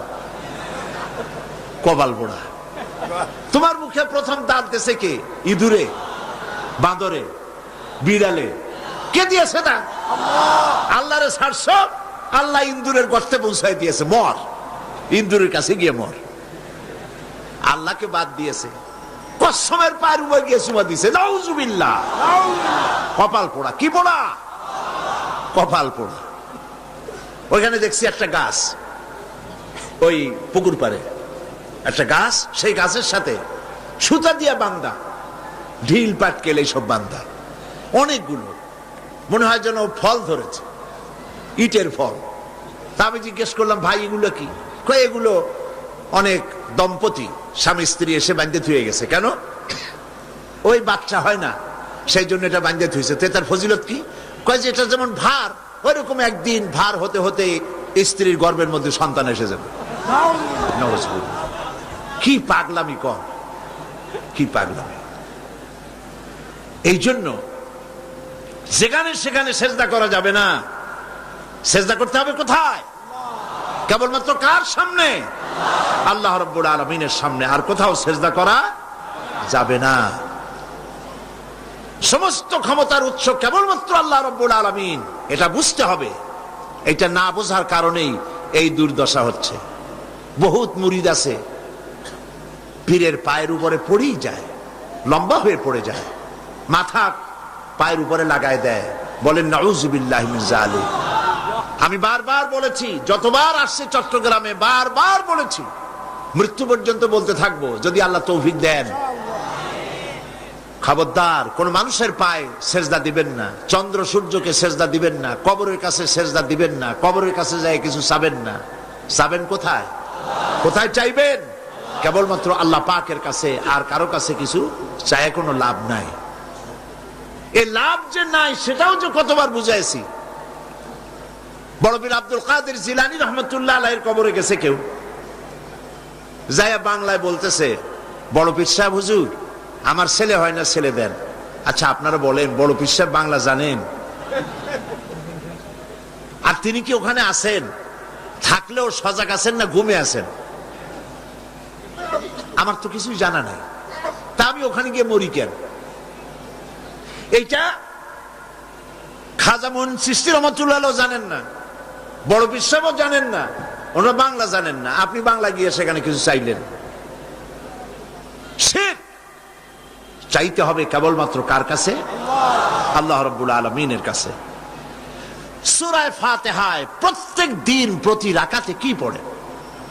প্রতিদিন প্রতি রাকাতে এই কথাই আমরা বলি, ইয়াকা না'বুদু ওয়া ইয়াকা নাস্তাঈন। পড়েন সবাই আমার সাথে, ইয়াকা না'বুদু ওয়া ইয়াকা নাস্তাঈন। আয় আল্লাহ, আমি একমাত্র তোমারই কাছে সাহায্য কামনা করি, আমি তোমার ইবাদত করি, তোমারই গোলামি করি, তোমারই কাছে সাহায্য যাচিয়া করি। আর কারো কাছে সাহায্য চাই না, আর কারো গোলামি করি না। মানুষের অবস্থা তো সবসময় একরকম থাকে না। অর্থনৈতিক বিপর্যয় হইতে পারে, টাকা পয়সা নাও থাকতে পারে, অশান্তি থাকতে পারে। আল্লাহ পাক তার নবীকে কি বলেছেন দেখেন, ফাইদা ফারাগতা ফানসাব ওয়া ইলা রাব্বিকা ফারগাব। আল্লাহ পাক বলেন, যখন তুমি খালি হাত হয়ে যাবে, দাঁড়িয়ে যাবে, আর আল্লাহ পাকের কাছে মিনতি জানাবে। সুবহানাল্লাহ। খালি হাত হয়ে গেছো, দাঁড়ায় যাও, আল্লাহর কাছে মিনতি করো, আল্লাহর কাছে চাও। বুখারী শরীফ এসছে, স্যান্ডেলের ফিতা কাছা যদি ছেড়ে তাহলে আল্লাহর কাছে চাও। কার কাছে চাইবেন? আল্লাহর কাছে চান। আমাদেরকে এই দৃষ্টান্ত নবীরা দেখায় দিয়েছেন, পয়গম্বরেরা আল্লাহর কাছে চেয়ে আমাদের দেখাইছেন। হযরতে ইব্রাহিম আলাইহিস সালামকে আগুনের ভিতরে যখন ফেলাবার ব্যবস্থা হয়েছে, তাকে যখন আগুনে ফেলা হচ্ছে, হযরত জিবরাইল বলেন, ইব্রাহিম আমার কাছে সাহায্য চাও, আগুন থেকে বাঁচায় দেব। হযরত ইব্রাহিম ভয় পেয়ে সাহায্য চাইছিলেন। এগুলো শোনার পরেও আমাদের ঈমান মজবুত হয় না। হযরত ইব্রাহিম বললেন, জিবরাইল গো, তোমার কাছে সাহায্য আমি কেন চাইবো?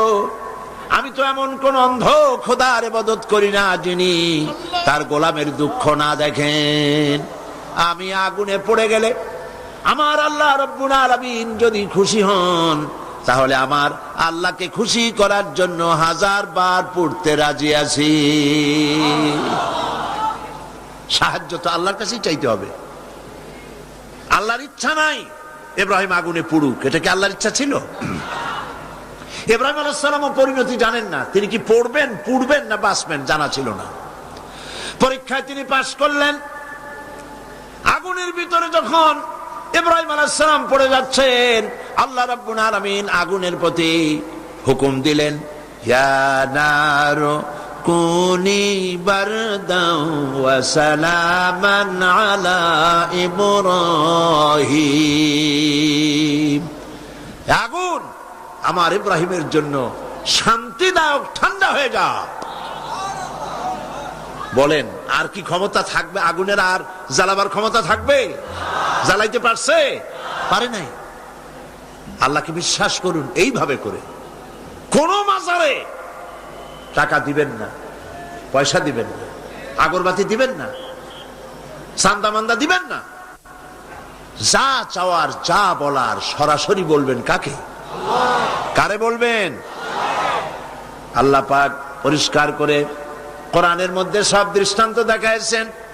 হযরতে ইউনূস আলাইহিস সালামকে মাছে যখন গিলে ফেললো, বেরোবার কোনো পথ নাই, কোরআনে কারীম এই কথা দুনিয়াবাসীদের জন্য, মুমিনদের জন্য তুলে দিয়েছেন। ওয়াযান্নুন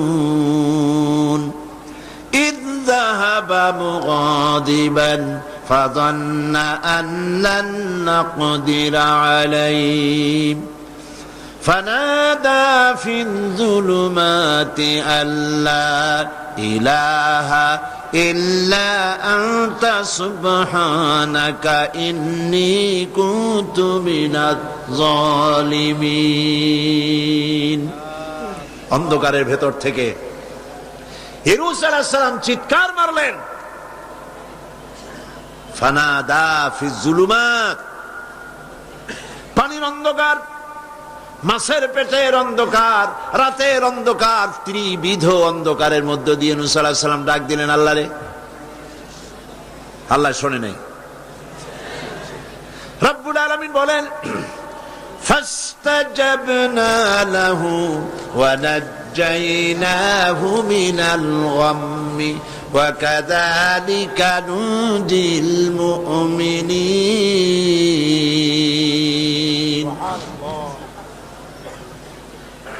আল্লাহ রাব্বুল আলামিন বলেন, আমি ইউনূসের ডাক শুনলাম আর ডাকের জবাব দিয়া দিলাম। মাছের পেটের ভিতরে যন্ত্রণা শুরু হয়ে গেল, ব্যথা শুরু হয়ে গেল। মাছ আর পানির মধ্যে থাকতে পারলো না। মাছ উপরে চলে এলো, কেনারায় চলে গেল। মাছ ববি করে ইউনূস আলাইহিস সালাম রে ফেলে দিল কেনারে। আল্লাহ পাক বলেন, শোনো দুনিয়ার মানুষেরা, শুধু ইউনূসকে নয়, ওয়া কাযালিকা নুজিল মুমিনিন। মুমিনেরা যখনই বিপদে পড়বে, আমারে যদি ডাকে, আমি এইভাবে করে, ওয়া কাযালিকা, এইভাবে করে আমি বিপদ থেকে বাঁচায় দেব। সুবহানাল্লাহ। সুতরাং আল্লাহ পাকের এই কোয়ালিটি বুঝতে পারলে এটাই হলো তাওহীদ। তাওহীদ সম্পূর্ণরূপে বুঝতে হবে, তাওহীদে প্রতিষ্ঠিত হতে হবে, শিরক থেকে বাঁচতে হবে। শিরক সম্পূর্ণরূপে বর্জন করতে হবে। এখন শিরকটা কি? শিরক হলো অংশ। এটা শরীক দিয়ে বললে বুঝতে ভালো, শরীক। আর এই শিরক হচ্ছে মিথ্যা, জুলম, বড় গুনাহ। যারাই আল্লাহর সাথে শরীক করে তারা বড় রকমের গুনাহ করে। আমি এই দৃষ্টান্তটা বুঝাবার জন্য এরকম দৃষ্টান্ত দেই, শরীকদারি ব্যবসার সাথে। শিরক পার্টনার, শরীক। আল্লাহ পাকের কোন পার্টনারের দরকার আছে? আর যারা জবাব দিলেন না, আল্লাহ পাকের পার্টনারের কোন প্রয়োজন আছে? পার্টনারের প্রয়োজন হয় কেন? ধরেন ব্যবসা করবে কেউ, তো ব্যবসা করতে গেলে, পার্টনারশিপ বিজনেস করতে গেলে অভাবের কারণেই পার্টনার খোঁজে। পুঁজি আছে যা, সেই টাকা দিয়ে ব্যবসা চলবে না, একজন পার্টনার লাগবে পুঁজিওয়ালা। পুঁজির অভাবে মানুষ পার্টনার খোঁজে। আবার পুঁজি আছে কিন্তু বুদ্ধি নাই, লাইসেন্স নাই। বুদ্ধিওয়ালা লাইসেন্সওয়ালা একটা লোক পার্টনার হিসাবে নিতে চেষ্টা করে পার্টনারশিপ বিজনেসে। 3 নম্বরে পুঁজিও আছে, বুদ্ধিও আছে, লাইসেন্সও আছে, কিন্তু বয়সটা এমন যে এই বয়সে ব্যবসা করার মতো বয়স নাই, স্বাস্থ্যটা খারাপ। এই 3টা কারণে মানুষেরা পার্টনারশিপ বিজনেস করে। এখন আল্লাহর সাথে শরীক করলে আল্লাহ সহ্য করেন না, কারণ হলো আল্লাহর তো এই 3 অভাবের কোনো অভাব নাই। বুঝে আসে নাই মনে হয়? আল্লাহর পুঁজির অভাব আছে? আচ্ছা, আল্লাহর পুঁজি আছে কিনা তা আল্লাহর কাছেই জিজ্ঞেস করি। কেউ যদি আল্লাহকে প্রশ্ন করে তোমার পুঁজি আছে কি নাই, এই প্রশ্ন করার আগে রব্বুল আলামিন কোরআনে কারীমের মধ্যে জবাব দিয়ে রেখেছেন, ওয়াল্লাহু গানিয়্যুন ওয়া আনতুমুল ফুকারা। আল্লাহ হচ্ছেন অভাব মুক্ত, সব কিছুর মালিক তিনি গানি। আর তোমরা যারা পার্টনার খোঁজো, তোমরা হলো ফকিরের গোষ্ঠী, মিসকিনের গোষ্ঠী, জুমরাতুল মাসাকিন। আর আমার পুঁজির অবস্থা শোনো, আল্লাহ পাক বলছেন, মা ইনদাকুম ইয়ানফাদু ওয়া মা ইনদাল্লাহি বাক। তোমাদের পুঁজি ফুরায় যায়। গত বছর যা ছিল আস্থা নাই, 50 মণ ধান দিয়েছিলাম, খাইয়া খুইয়া সর্বনাশ করছো। ধান নাই, চাউল নাই, যা দেই সব খাইয়া শেষ করো। তোমাদের পুঁজি ফুরায় যায়। ওমা ইনদাল্লাহি বাক। আর আল্লাহর পাত্র থেকে, ভাণ্ড থেকে যত দেওয়া হয় ফুরায় না, ভরা থাকে। আল্লাহর কোনো পুঁজির অভাব নাই। শুধু তাই নয়, লাহু মাকালিদুস সামাওয়াতি ওয়াল আরদ। আকাশ আর জমিনের সব চাবিকাঠি হচ্ছে আল্লাহর কাছে। সম্পদের চাবি আল্লাহর কাছে। লিল্লাহি মা ফিস সামাওয়াতি ওয়া মা ফিল আরদ। আসমান এবং জমিনের সার্বভৌমত্বের একচ্ছত্র মালিক হচ্ছেন কে? আল্লাহ পাক। এই হলো পুঁজি। তাহলে আল্লাহর পুঁজির অভাব নাই। আর পুঁজির অভাব যখন নাই, তখন পার্টনারেরও কোনো প্রয়োজন নাই। এরপরে 2 নম্বরে মানুষ পার্টনার খোঁজে, জ্ঞান বুদ্ধির অভাব ঘটতে পারে। ব্যবসা করার মতো জ্ঞান নাই, বুদ্ধি নাই, লাইসেন্স নাই। আল্লাহর কি এরকমের অবস্থা? মহান আল্লাহ রাব্বুল আলামিন বলেন, ওয়াল্লাহু ইয়ালামু ওয়া আনতুম লা তা'লামুন। আল্লাহ সব জানেন, তোমরা জানো না কিছুই। তোমরা কিচ্ছু জানো না। ওয়ামা উতীতুম মিনাল ইলমি ইল্লা কালিলা। সামান্যতম জ্ঞান দিয়েছি তোমাদেরকে, আর সমস্ত জ্ঞানের উৎস কে?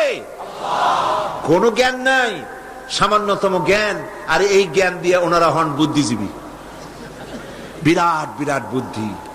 বুদ্ধি মাথায় এত গিজ গিজ করে, বুদ্ধির গরমে মাথায় চুল থাকে না, সব সময় মাথা গরম। কি বুদ্ধি? কয় যে দেয়ার ইজ নো গড। সব বুঝছি বলে কি বুঝছো? কয় যে দেয়ার ইজ নো গড, স্রষ্টা নাই, আল্লাহ বলতে কেউ নাই। নাউযুবিল্লাহি মিন যালিক। এরকম শয়তান একটা মরছে, ঢাকা বিশ্ববিদ্যালয় ছিল। মরার পর সেই সময়ের প্রধানমন্ত্রী তিনি বললেন, বাংলাদেশের নাকি এই লোক মরায় খুব ক্ষতি হয়েছে। আমি বলেছি ক্ষতি কিছু হয় নাই, বরং ভালো হয়েছে, শয়তান একটা কমছে। এ মরার আগে বলেছে, আমারে কাফন দিবা না, দাফন দিবা না, গোসল করাবা না। কি করবা? তো বলে মরার পর আমারে নিয়ে মেডিকেল কলেজে দিবা, ছাত্ররা আমারে দিয়ে অপারেশন শিখবে, যাতে যাতে মানুষের অপারেশন করে উঠে রুগীরে ভালো বানাইতে পারে। মরার পর তার কথা মতো যখন মেডিকেল কলেজের দিকে লাশ নিয়ে যাওয়া হচ্ছিল, ছেলেরা বলছে লা হাওলা ওয়ালা কুওয়াতা ইল্লা বিল্লাহ, আমরা মাপ চাই। সারা জীবন আল্লাহরে অস্বীকার করছে, ওই লোকটারে দিয়া কাটা ছেঁড়া শিখা যদি কোন লোকের অপারেশন করি, যাও রুগী বাঁচবে, তাও বাঁচবে না, মরবে। ফিরাও শয়তান।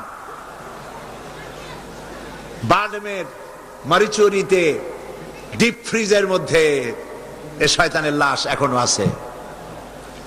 লাশের অবস্থা এমন হয়েছে, যদি রাস্তা ভালাইয়াও দেয়, কবর তো হবে না, কপালে নাই, কবর হবে না, দাফন হবে না। আল্লাহর সাথে নাফরমানি করলে কি সাজা হয় আল্লাহ দেখান। আল্লাহরে যদি মানত, গোসলটা হইতো, কাফনটা হইতো, জানাজাটা হইতো, মানুষের দোয়া করতো। কপালে নাই, কপাল পোড়া, আল্লাহরে অস্বীকার করছে বুদ্ধির ঠেলায়। লাশের অবস্থা এমন হয়েছে, এখন যদি রাস্তায় ভালাইয়া দেয়, কুত্তাও খাবে না। কারণ আমাদের দেশের কুত্তা এত অভদ্র না যে এত পচা লাশ খাবে। প্রিয় ভাই, সব আল্লাহ পাক সব জানেন, তোমরা কিচ্ছু জানো না। হ্যাঁ, তোমরা জানবা যদি কোরআনের কাছে আসতে পারো। আসল বুদ্ধি, আসল জ্ঞান কোরআনের ভিতরেই। সুবহানাল্লাহ। এরপরে তাহলে দেখা গেল 2 নম্বর পুঁজিও আল্লাহর আছে, আছে কিনা? পার্টনার দরকার আছে? পার্টনারের দরকার নেই। 3 নম্বরে শক্তির অভাব, সেজন্য পার্টনার খোঁজে। আল্লাহর শক্তির খুব অভাব নাকি? শক্তি টের পাইছেন কিনা? টের পাইছেন কিনা? বুঝে নিয়েন কি কইতে চাই। আল্লাহ রাব্বুল আলামিনের শক্তি কত প্রচন্ড। আমেরিকার বর্তমান শক্তি দেখেই বুঝতে চেষ্টা করেন না। উপর থেকে ভাষা ভাষা কোন জ্ঞান নিয়ে হঠাৎ করে কোন সিদ্ধান্ত নিতে যাবেন না। আমেরিকা এখন যেটা করতেছে, মনে করেন না যে আল্লাহ তারে সব ক্ষমতা দিয়েছে, দুনিয়ার মোড়লগিরি করবে, মাতব্বরি করবে। ওয়ায়ামুদ্দুহুম ফি তুগয়ানিহিম ইয়ামাউন। আল্লাহ একটু ঢিল দিছে। দেখেন না, যারা বড়শি বায় নদীতে, মাছে যখন আদার গেলে ওরে কি বলে? বড়শিতে যেটা থাকে ওটারে কি কয়? সারি। আরে হুইল কি? যেটা খায় মাছে ওইটা কি? আদার অথবা সারি, আপনারা যাতে খুশি হন বলেন। ওইটা, হ্যাঁ, সেরা। ওইটা মাছে যখন খাইলো, তখনই পাকা শিকারি দড়ি ধরে টান দেয় না, ছুটে যাইতে পারে, গেল ভালো করে। এরপরে জম্মের গেলার পর নারী বুড়িতে বেজায় যায়, তারপরে হুইলে ধরে আর টান দিয়ে নিয়ে আসে। যত বড় রাঘব বাল হোক, উবারে এসে হা করে পড়ে থাকে।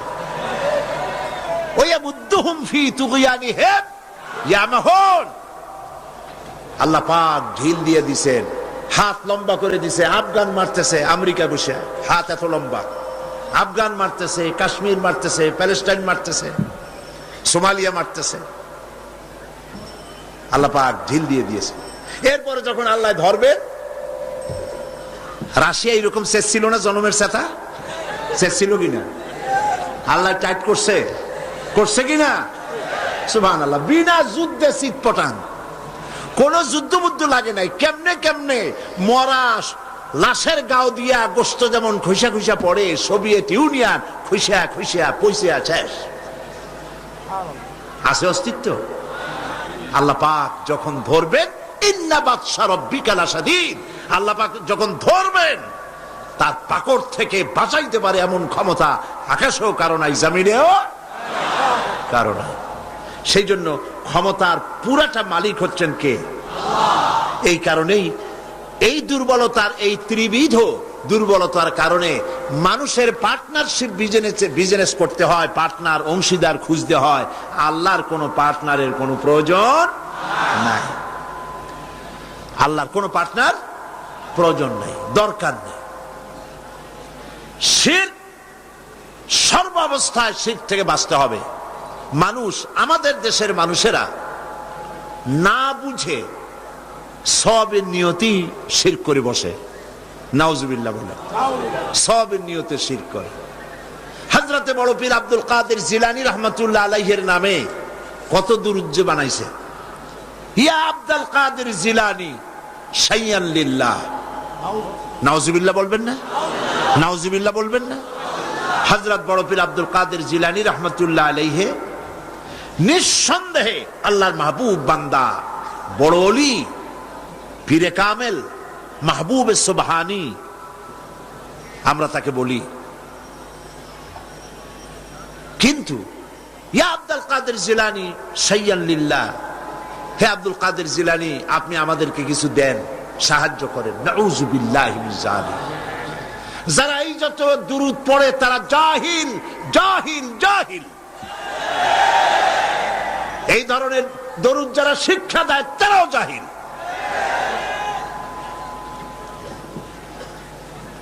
যারা ইন্তেকাল করেছেন, মরে গিয়েছেন,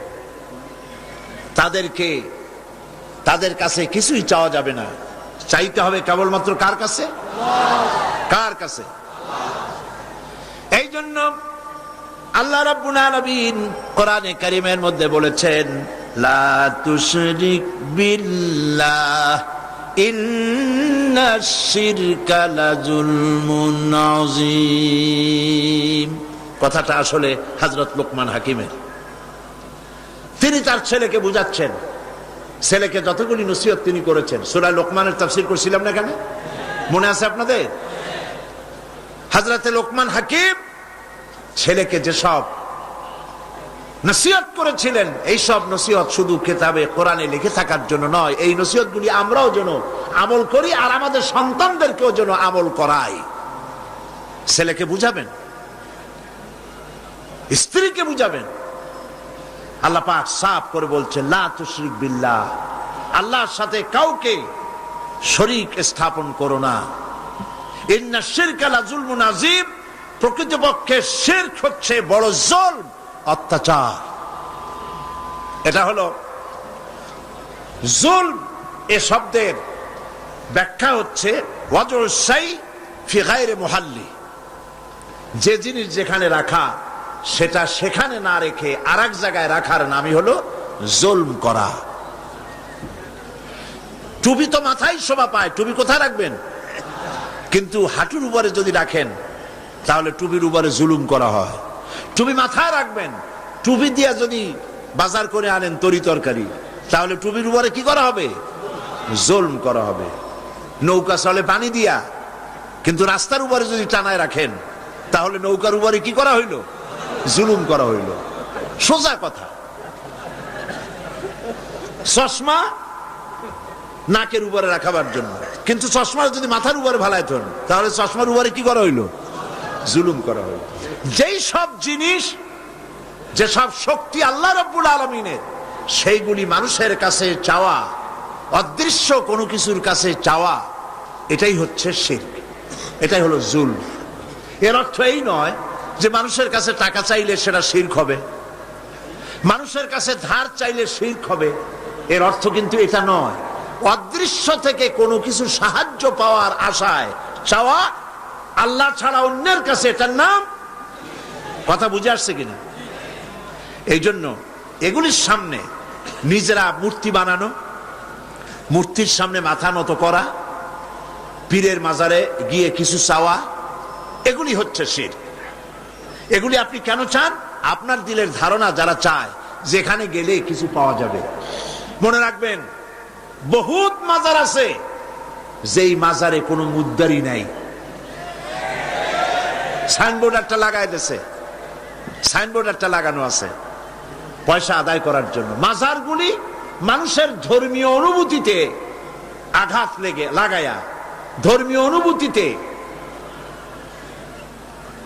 স্পর্শকাতর কথা বলে তাদের কাছ থেকে পয়সা নেওয়া। আমি ঝিনাইদা মাগুরা লাইনে একটা মাজার দেখেছি, সেখানে লেখা আছে সাইনবোর্ডে, ড্রাইভার ভাই মাজার বহুত গরম, আস্তে গাড়ি চালাইবেন। তার মানে মাজার বহুত গরম, আস্তে চালাইয়া পয়সা দিয়া মাজার ঠান্ডা করে যান। আমি বুঝি না মাজারে পয়সা লাগবে কেন। মসজিদের পাশে দান বাক্স থাকতে হবে, কারণ মসজিদগুলি এখনো গভর্নমেন্ট চালায় না। ইনশাআল্লাহ এমন গভর্নমেন্ট আসবে বাংলাদেশে যে গভর্নমেন্ট সরকারি খরচে সব মসজিদ চালাবে ইনশাআল্লাহ।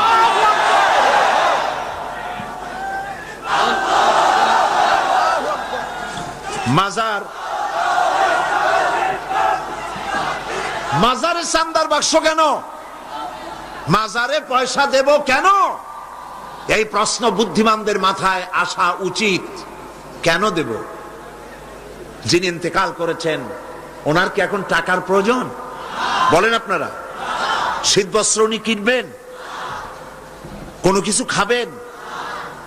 আপনারা কেন বিশ্বাস করেন না? উনি যদি সত্যি আল্লাহর ওলি হন, তা আল্লাহ পাক কোরআনে বলে দিয়েছেন এদের রিস্কের ব্যবস্থা আল্লাহর কাছে, ওনা আল্লাহর কাস্টোডিওতে আছেন। আপনারা কেন পেরেশান হয়ে পয়সা দেন? ওগুলো দিয়ে উনি কি খাবেন? এই পয়সাগুলি দিয়ে উনি কি কিনবেন? এই পয়সাগুলি মাজারের মুতাল্লি যারা আছে, কমিটিতে যারা আছে, অধিকাংশ পয়সাগুলি দিয়ে তারা ট্রান্সপোর্ট বিজনেস করে, এক্সপোর্ট ইম্পোর্ট বিজনেস করে, কোটি কোটি টাকার মালিক হয়েছে আপনাদের পয়সা দিয়ে। আর আপনি শিরক করেছেন ওখানে পয়সা দিয়ে। তবে কোন মাজারকে কেন্দ্র করে যদি কোনো মসজিদ, কোনো এতিমখানা, কোন মাদ্রাসা যদি তৈরি হয়, মাদ্রাসায় দিবেন, এতিমখানায় দিবেন, মসজিদে দিবেন, অবশ্যই মাজারে এক পয়সাও দিবেন না। কে বলেছে আপনাকে মাজারে গম্বুজ উঠাইতে? কেন উঠাইছেন? কেন উঠাইছেন? কি জবাব দেবেন? মাজারে গম্বুজ কেন দিয়েছেন? কি জবাব দিবেন? কে বলেছে গম্বুজ তুলতে? পীর সাহেবদের কবরের মর্যাদা বেশি না সাহাবায়ে কেরামদের কবরের মর্যাদা বেশি? মদিনা যায় দেখতে পারেন না?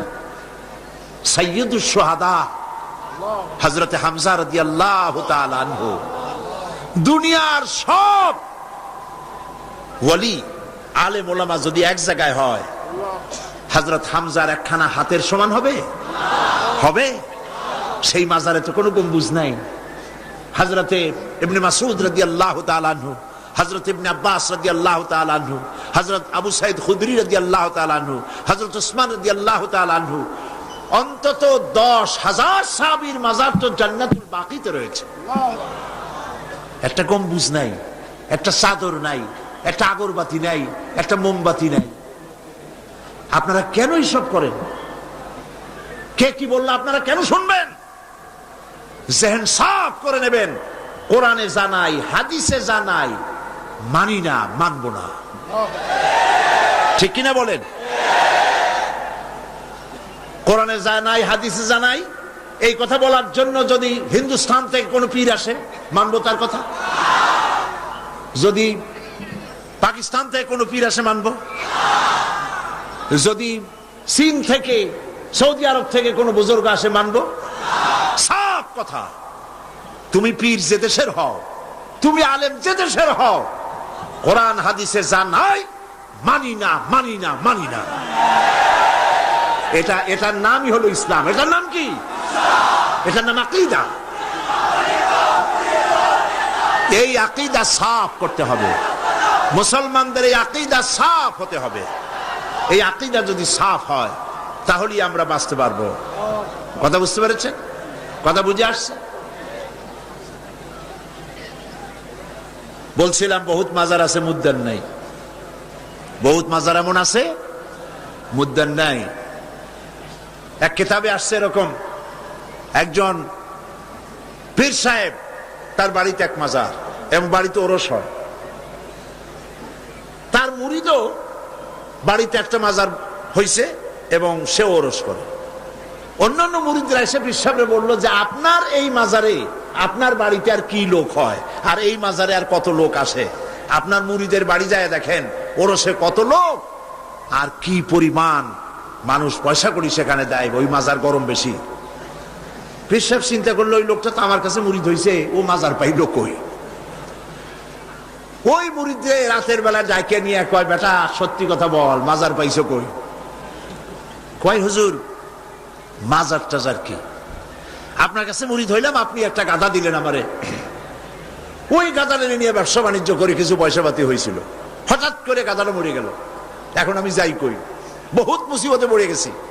শেষ পর্যন্ত ওই গাধা পাশে নিয়া বহুত চিন্তা করিয়া গাধারে কবর দিয়া, আপনি দিছেন সেই জন্য কবর দিয়া পাশে বসে কাঁদতেছিলাম চোখ বুঝা। হাটবার দিন ছিল, বাজারে যাওয়ার রাস্তা, চোখ বুঝে কাঁদতেছিলাম। সন্ধ্যার সময় চোখ খুলে দেখি আশেপাশে পান, সুপারি, মাছ, তরকারি, টাকা পয়সা।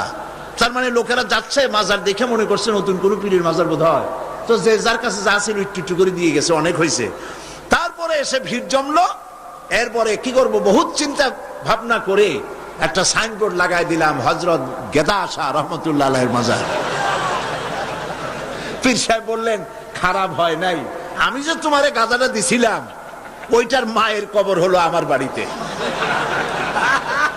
নাউজুবিল্লাহ বলে। এই জন্য হক্কানি পীরের মাজার যেগুলি, সেগুলি তো জিয়ারত করা যাবে অবশ্যই। হক্কানি পীরের মাজার যেগুলি আছে জানা মতে, যেমন শাহজালাল রহমতুল্লাহ আলাই, খান জাহান আলী রহমতুল্লাহ আলাই, শামানাত রহমতুল্লাহ আলাই, শামাকদুম রহমতুল্লাহ আলাই, বড় বড় আল্লাহর ওলিদের মাজার আছে, আছে না? জিয়ারতের উদ্দেশ্য নয়, ওইখানে আপনি গিয়েছেন, মাজার সামনে পড়েছে, আপনি দোয়া করেন। জিয়ারতের উদ্দেশ্য নিয়ে মসজিদে হারাম, মসজিদুর রাসূল, মসজিদে আকসা, এই তিন জায়গা ছাড়া জিয়ারতের নিয়ত নিয়ে কোন মাজারে যাওয়া যাবে না, যাবে না, রাসূলুল্লাহ নিষেধ করেছেন। এই কথাগুলি যদি আমাদের মনে থাকে তাহলে আমরা উপকৃত হতে পারবো। বলি আলহামদুলিল্লাহ, বলেন আলহামদুলিল্লাহ। আপনি আমার আল্লাহ কি শুনতে পান না? বলেন পান কিনা? তিনি দেখতে পান, তিনি সব শুনতে পান, সব দেখতে পান। কাজী যা বলবেন আল্লাহকে বলেন। ওয়াইজা সাআলতা ফাসআলিল্লাহ ওয়াইজা ইসতাআনতা ফাসতাইন বিল্লাহ। যা চাইবেন আল্লাহর কাছে চান, যা বলবেন আল্লাহর কাছে বলেন। আল্লাহ পাক বলেছেন, আলাইসাল্লাহু বিকাফিন আবদা, আলাইসাল্লাহু বিকাফিন আবদা। আমি কি আমার বান্দার জন্য যথেষ্ট নই? আল্লাহ প্রশ্ন করছেন, আমি কি আমার বান্দার জন্য যথেষ্ট নই? আপনারা বলেন অবশ্যই যথেষ্ট, বলেন সবাই অবশ্যই যথেষ্ট। সুতরাং আল্লাহ পাক হচ্ছেন সর্বময় ক্ষমতার মালিক। আপনার আমার যা প্রয়োজন সব আল্লাহকে বলবো, রাজি আছি? এটাই হচ্ছে তাওহীদ এবং শিরক বর্জন। সর্বাবস্থায় শিরককে বর্জন করতে হবে। হযরতে মুআজ রাদিয়াল্লাহু তাআলা আনহু তিনি হাদিস বর্ণনা করেছেন, নবী করিম সাল্লাল্লাহু আলাইহি সাল্লাম বলেছেন, ইয়া মুআজ, তিনবার ডাকলেন। হযরত মুআজ বললেন, লাব্বাইক ওয়া সাদাইক। হুজুর বললেন, মুআজ তুমি কি জানো বান্দার উপরে আল্লাহর হক কি, আবার আল্লাহর উপরে বান্দার হক কি? হযরতে মুআজ রাদিয়াল্লাহু তাআলা আনহু বলেন, আমি জানি না, আল্লাহর নবী ভালো জানেন। নবী করিম সাল্লাল্লাহু আলাইহি সাল্লাম বললেন, মুআজ শোনো, বান্দার উপরে আল্লাহর হক হচ্ছে এই, বান্দার উপরে আল্লাহর পাওনা, আল্লাহর দাবি, আল্লাহর হক হচ্ছে যে বান্দা আল্লাহর সাথে তার ইবাদতের মধ্যে কাউকে শরীক করবে না। আর আল্লাহর উপরে বান্দার হক হলো এই, আল্লাহর উপরে বান্দার পাওনা বা দাবি হলো এই যে বান্দা আল্লাহর ইবাদতে কাউকে শরীক স্থাপন করবে না। আল্লাহ রাব্বুল আলামিন তার জন্য জাহান্নামের আগুন হারাম করে দিবেন। শিরক সর্বাবস্থায় বর্জন করতে হবে। এবং এই জন্যে শিরক হচ্ছে একটা বোমার মতো। আপনারা জানেন যে বোমা, কোন জায়গায় যদি বোমা মারে কেউ, বিল্ডিং উড়ে যায়, জায়গা গর্ত হয়ে যায়। একটা বিল্ডিং বানাতে খরচ হলো 50 লক্ষ টাকা, 1 কোটি টাকা বা 5 কোটি টাকা খরচ হয়েছে একটা বিল্ডিং করতে। এটা উড়ায় দেওয়ার জন্য মাত্র কয়েক কেজি ওজনের একটা বোমা যথেষ্ট। এই বোমার দাম কি আমি জানি না। একটা বোমা একটা বিল্ডিং এর তলায় রেখে দিল বা দূরে কোথাও রাখলো, এরপরে রিমোট কন্ট্রোল দিয়ে সুইচ অন করলো। এই বিল্ডিংটা থাকবে আস্ত না উড়ে যাবে? উড়ে যাবে কিনা?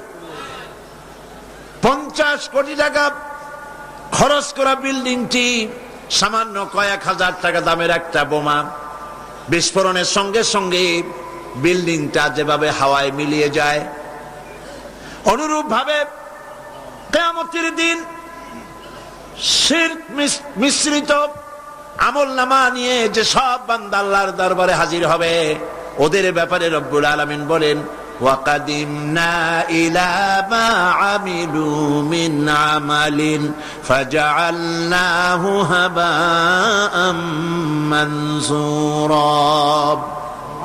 ওয়াকাদিমনা ইলা মা আমিলু মিন আমালিন, আমি বান্দার আমলনামার দিকে আমি যখন মনোযোগী হব, আমি যখন বান্দার আমলনামা দেখব, আর ওই আমলনামার ভেতরে যদি শিরক মিশ্রিত দেখতে পাই, ফাজআলনাহু হাবাআম মানসুরা, আমলনামাকে ধুলি কণার সঙ্গে উড়াইয়া দেব। নামাজ, রোজা, হজ, যাকাত, দাড়ি, টুপি কোনটা কাজে লাগবে না, সব বালু কণার সাথে আল্লাহ উড়িয়ে দিবেন। কোনো দাম নাই আমলের। প্রিয় ভাই সব, প্রিয় বন্ধুগণ, আমার ভাইয়েরা, আমার মা বোনেরা, কোন অবস্থাতেই শিরক করবেন না। শিরক থেকে মুক্ত থাকুন। ছেলে হয় না, মেয়ে হয় না, মাজারে যাওয়ার কোনো প্রয়োজন নাই। ব্যবসায় উন্নতি হয় না, মাজারে যাওয়ার কোনো প্রয়োজন নাই। মসজিদে যান, কাজায় হাজার 2 রাকাত নামাজ পড়েন, সেজদা করে রব্বুল আলামিনকে বলেন, নামাজ আদায় করে চোখের পানি ফেলে আল্লাহকে বলেন। আল্লাহ পাকের নবী বলেছেন, বান্দার 2টা জিনিস আল্লাহর কাছে খুবই প্রিয়, 2টা ফোঁটা। একটি ফোঁটা হলো জিহাদের ময়দানে যে রক্ত ফোঁটা পড়ে, আর আল্লাহর ভয়তে চোখের যে পানি ফোঁটা পড়ে, এই 2টি ফোঁটা আল্লাহর কাছে বহুত প্রিয়। নবীজি আরো বলেছেন, বান্দা যখন কান্দে গুনাহ মাফির জন্য, অভাব অভিযোগের জন্য বান্দা যখন কান্দে, তার চোখের পানি নাকের অগ্রম নাকের আধা আধি আসতে পারে না, তার মধ্যে রব্বুল আলামিন তাকে ক্ষমা করে দেন। আমরা যেন আল্লাহর কাছে চাইতে শিখি, বলেন আমিন।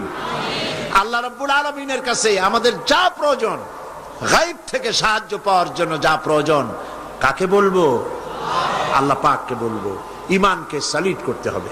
সেই কথা কোরআন শরীফ আল্লাহ পাক সূরা বাকারার মধ্যে এই কথার ভিতরে আল্লাহ পাক পরিষ্কার করেছেন, ইয়া আইয়ুহাল্লাযীনা আমানু দুখুলু ফিস-সিলমি কাফা ওয়া লা তাত্তাবিউ খুতুওয়াতিশ শাইতান ইন্নাহু লাকুম আদুউম মুবিন।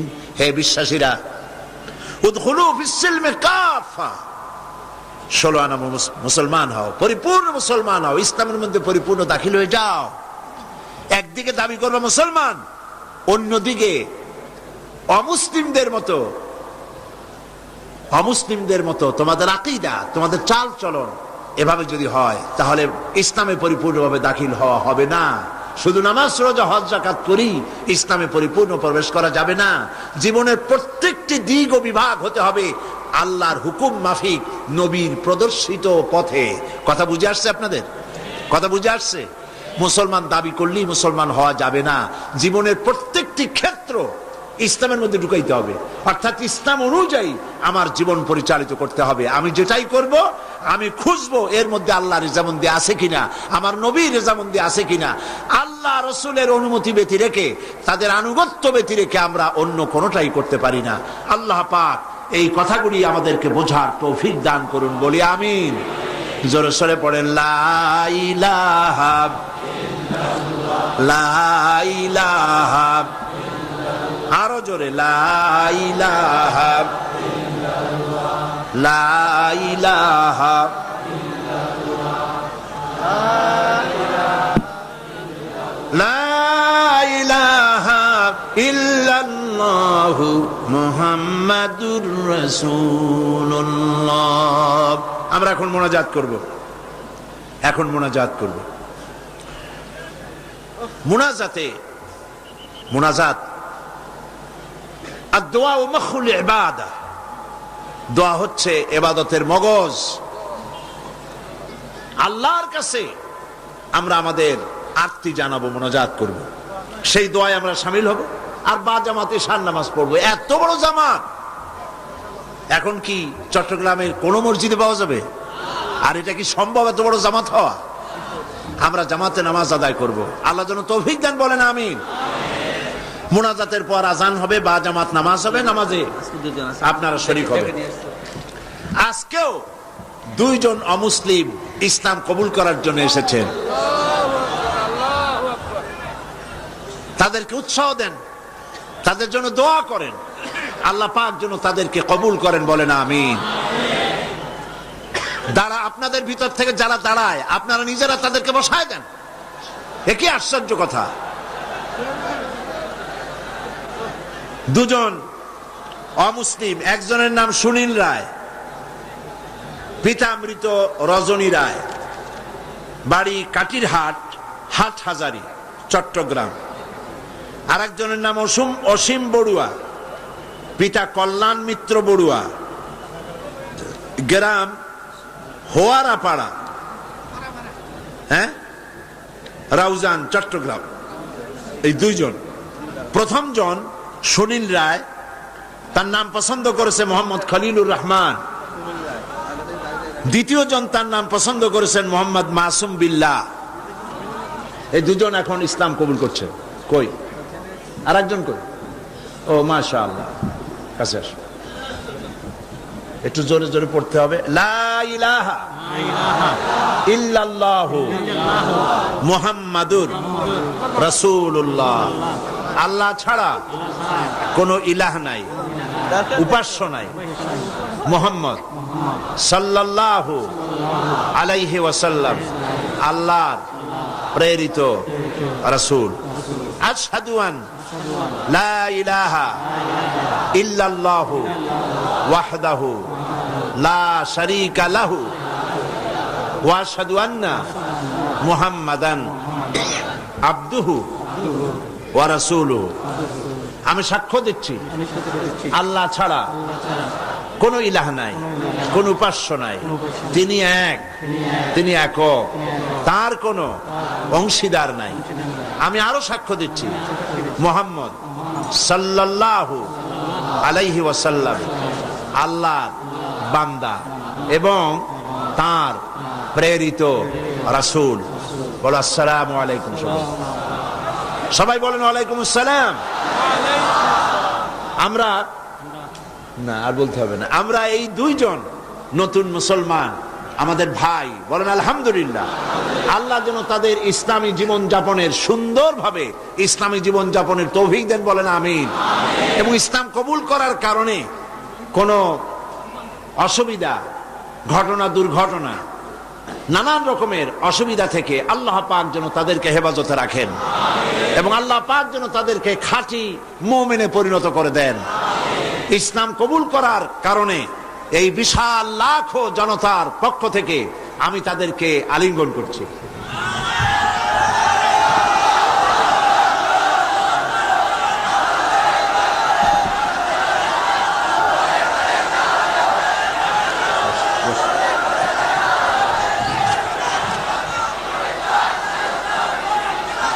আজকে মুনাজাতের আগে মাত্র কয়েকটি কথা, তা হলো এই, গতকালও আমি বলেছি, আজকেও বলছি, মুনাজাতের কথা বলার সময় কিছু লোক চলে যেতে চেষ্টা করেন, এটা ঠিক না। মুনাজাত করেই যাবেন, এটি মনে রাখবেন আপনারা, মেহেরবানি করে। মনে থাকবে তো? তারপরে কথা হচ্ছে, গতকালও বলেছি, প্রত্যেক দিন আপনারা পকেটে করে টাকা নিয়ে আসবেন। তাফসিরের মাহফিল জীবনের শ্রেষ্ঠ সম্পদ মনে করবেন এবং একটা বাজেট রাখবেন তাফসিরের মাহফিলের জন্য। আমি গতকাল বলেছি, হযরত মাওলানা শামসুদ্দিন সাহেব খুব পেরেশানিতে আছেন তার সমস্ত লোকজন নিয়ে, যেহেতু অন্তত 20 না 25 লক্ষ টাকা কত? 22,60,000 টাকা। প্রায় ধরুন 23 লক্ষ টাকা তাদের বাজেট। তো এই টাকা, আমার বিশ্বাস, আমার অন্তরের অন্তঃস্থল থেকে বিশ্বাস, এই টাকা যা বাজেট আছে তার থেকে বেশি হবে ইনশাআল্লাহ। আল্লাহ দিবে, বলেন আমিন। তা আপনারা মেহেরবানি করে টাকা নিয়ে আসবেন, বাড়ি থেকে প্রতিদিন আনবেন, এবং প্রত্যেক দিন এই বাক্স রাখা আছে না সব জায়গায়? বাক্স আছে, চাদর আছে। আল্লাহর হস্তে আমার মায়েরা, আমার বোনেরা, আপনারা সবাই মিলে টাকা দিয়ে যাবেন। মা বোনদের জন্য আমার শারীরিক কারণে আলাদা কোনো প্রোগ্রাম করতে পারবো না এবার, তবে তাদের জন্য আলাদা আমি একটা দিন আলাদা বক্তব্য রাখবো ইনশাআল্লাহ। এই মাহফিলেই মা বোনদের জন্য আলাদা বক্তব্য রাখবো ইনশাআল্লাহ। বলি ইনশাআল্লাহ। মা বোনেরা, ভাইয়েরা, সবাই মিলে এই মাহফিলের জন্য প্রচুর পরিমাণ টাকা আপনার পক্ষে যা সম্ভব আপনি দিবেন, বন্ধুদের কাছ থেকে আদায় করে দিবেন। আল্লাহ যেন তৌফিক দেন, বলেন আমিন। এরপরে গতকাল বলেছিলাম ঢাকা থেকে এবং চট্টগ্রামের পুস্তক ব্যবসায়ীরা লক্ষ লক্ষ টাকা পুঁজি ইনভেস্ট করে এই চট্টগ্রাম তাফসীর মাহফিলে বিক্রয়ের আশায়। আর এই বইপত্রগুলি সব আপনাদের ঈমান বৃদ্ধির কাজে লাগবে, বলেন আমিন। বহুত বই আছে এখানে, বই অনেক। বৃহস্পতিবার সকাল 10টা থেকে শুধু মহিলাদের জন্য আমাদের বলবো। তো এই বইয়ের, ইসলামী বই মানুষকে ঠকায় না। নাস্তিকদের লেখা বই পড়লে ঈমান নষ্ট হয়, কিন্তু আলেমদের লেখা, ওলামাদের লেখা বই পড়লে ঈমান বৃদ্ধি পায়, বলেন আলহামদুলিল্লাহ। কারণ তারা কোরআন হাদিস দিয়েই বই লেখেন। কোরআন হাদিসের বই দিয়ে স্টলগুলি ভরা। আমি গতকালও বলেছি, এত বড় বই মেলা বাংলাদেশের কোথাও নাই। ইসলামী বইয়ের এত বড় মেলা বাংলাদেশে হয় না। আপনারা মেহেরবানি করে যাওয়ার সময় স্টলগুলিতে যাবেন এবং বইপত্র কিনবেন। ফাতিহাতুল কিতাব, সূরা ফাতিহা ছাড়া নামাজ হয় না। এই সূরায় এমন কি আছে যা না পড়লে নামাজ হবে না? সেই জন্য সূরা ফাতিহার তাফসীর আমি যেটা করেছিলাম এবং সম্পাদনা করেছি, লিখেছি, যারা সেপেছে তারা নাম রেখেছে তাফসীরে সাঈদী। সূরা ফাতিহার তাফসীর বাংলা ভাষায় সূরা ফাতিহার উপরে সর্ববৃহৎ কিতাব, 780 পৃষ্ঠার এই কিতাবখানা প্রত্যেক দোকানে পাওয়া যাবে। আপনি নিবেন, বন্ধুদেরকে নিতে বলবেন, এবং মহিলাদেরকেও আপনারা নিয়ে দেওয়াবেন সূরা ফাতিহা বোঝার জন্য। আল্লাহ পাক সকলকে তৌফিক দিন। এবং পুরা তাফসীরকে বোঝার জন্য তাফহিমুল কোরআন ফি জিলালিল কোরআন, বিশ্ববিখ্যাত এই 2 তাফসীর এখানে কমপ্লিট সেট পাওয়া যাবে। আপনারা কিনবেন, আল্লাহ তৌফিক দান করুন।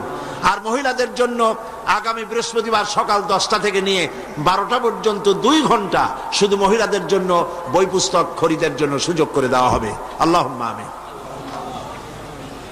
রব্বানা যালামনা আনফুসানা ওয়া ইন লাম তাগফির লানা ওয়া তারহামনা লানাকুনান্না মিনাল খাসিরিন। রব্বুল আলামিন, লাখো মুসলমান নরনারী কোরআনের পাগল হয়ে, কোরআন প্রেমিক মুসলমানেরা, মুসলমান নরনারী একত্রিত হয়ে ঘন্টার পর ঘন্টা তোমার দ্বীনের কথা শুনেছি, দরুদ ও সালাম পড়েছি। মেহেরবানি করে দুরুদ ও সালাম টুকুন সোনার মদিনায় নবীজির রওজা মোবারকে পৌঁছায়া দাও। আয় আল্লাহ তাআলা, আমাদের মধ্য থেকে আমাদের মা বাপ যারা কবরে চলে গেছে, আমাদের দাদাদের, নানা নানি, আত্মীয় স্বজন, কবরগুলিকে জান্নাতের টুকরায় পরিণত করে দাও। রব্বির হামহুমা কামা রব্বায়ানি সগীরা। সবাই পড়েন, রব্বির হামহুমা কামা রব্বায়ানি সগীরা। আয় আল্লাহ তাআলা, সারা জীবন গুনাহ করেছি আমরা, তুমি দয়া করে আমাদের জিন্দেগির গুনাহ খাতা মাফ করে দাও। আল্লাহ তাআলা, সারা পৃথিবীতে আজ মুসলমানদের বড় দুর্দিন। আয় আল্লাহ, আয় খাসা, এ খাসানে রসুল ওয়াক্তে দোয়া হ্যায়। আয় খাসা, এ খাসানে রসুল ওয়াক্তে দোয়া হ্যায়। উম্মত পে তেরি আকে আজব ওয়াক্ত পড়া হ্যায়। আয় আল্লাহ, বড় বিপদে পড়েছি আমরা। দুনিয়ার সব বড় বড় শক্তিগুলি ঐক্যবদ্ধ হয়ে আজ মুসলমান মারার জন্য উঠে পড়ে লেগেছে। আল্লাহ, আমাদের বলার জায়গা নাই, তুমি ছাড়া আমাদেরকে সাহারা দেবে। রব্বুল আলামিন, গুনাহ করেছি ঠিক, আমরা গুনাহগার তাও স্বীকার করি, তবুও একটা ভালো পরিচয় আমাদের আছে। এই ভালো পরিচয়টা হলো আমরা তোমার হাবিবের উম্মত। এতটুকুন কারণে হলেও নবীজির সদকায় আল্লাহ তুমি দয়া করে দুনিয়ার মুসলমানদের বিপদ থেকে বাঁচাও। আয় আল্লাহ, দুনিয়ায় যেখানে যা কিছু ঘটে, সন্ত্রাসী ঘটনা, বোমা বিস্ফোরণের ঘটনা, যেখানে যা কিছু ঘটে, আল্লাহ দুনিয়ার কাফেরেরা ঐক্যবদ্ধ ভাবে সেই দোষ আমাদের মাথায় চাপায়, সুতানাতা দিয়া মুসলমান মারে, মুসলমানদের মসজিদ মাদ্রাসা শেষ করে, আলেম ওলামাদের উপরে আঘাত করে। আল্লাহ তুমি দয়া করে মুসলমানদেরকে সাহারা দাও। রব্বুল আলামিন, দুনিয়ার সব মুসলমানদের উপরে তোমার রহমত নাজিল করো। আল্লাহ তাআলা হযরত মাওলানা শামসুদ্দিন সাহেব, আল্লাহ তুমি তাকে হায়াতে তাইয়্যিবা সেহাতে কুল্লিয়া দান করো। আল্লাহ তাআলা ইসলামী সমাজ কল্যাণ পরিষদকে তুমি কবুল করো। আল্লাহ তাআলা হযরত মাওলানা মুমিনুল হক চৌধুরী সাহেব, আল্লাহ তাআলা সারা জীবন ইসলামের খেদমত করে করে বার্ধক্যে উপনীত হয়েছে, তার প্রতি তুমি রহম করো। সব ইসলামী আন্দোলনের নেতা কর্মীদের উপরে রহম করো। আল্লাহ তাআলা চার দলীয় ঐক্য জোটকে, এই ঐক্য জোটের ঐক্যকে চিরস্থায়ী করে দাও, ঐক্যকে মজবুত করে দাও। যারা ঐক্যে ফাটল ধরাতে চায়, আল্লাহ তুমি তাদেরকে হেদায়েত করে দাও। আল্লাহ এই দেশটা একদিন, এই দেশে কোরআন সুন্নাহর আইন দিয়ে পরিপূর্ণ ইসলাম চলছে, এই দৃশ্য আমাদেরকে দেখাই দিও মাবুদ। রব্বুল আলামিন, কোরআনের তাফসীরের মাহফিল চট্টগ্রাম, আল্লাহ তাআলা এই তাফসীরের মাহফিলের ক্যাসেট সারা পৃথিবীতে ছড়িয়ে যায়। রব্বুল আলামিন, কোরআনের তাফসীর সারা দুনিয়ায় পৌঁছে দেওয়ার জন্য যারা ক্যাসেট বন্দি করে, কষ্ট করে মানুষের কাছে পৌঁছাবার ব্যবস্থা করে, আল্লাহ তাআলা তাদের উপরে তোমার রহমত নাজিল করো। সারা দুনিয়ার মুসলমানদের জন্য হেদায়েতের জরিয়া বানায়া দাও।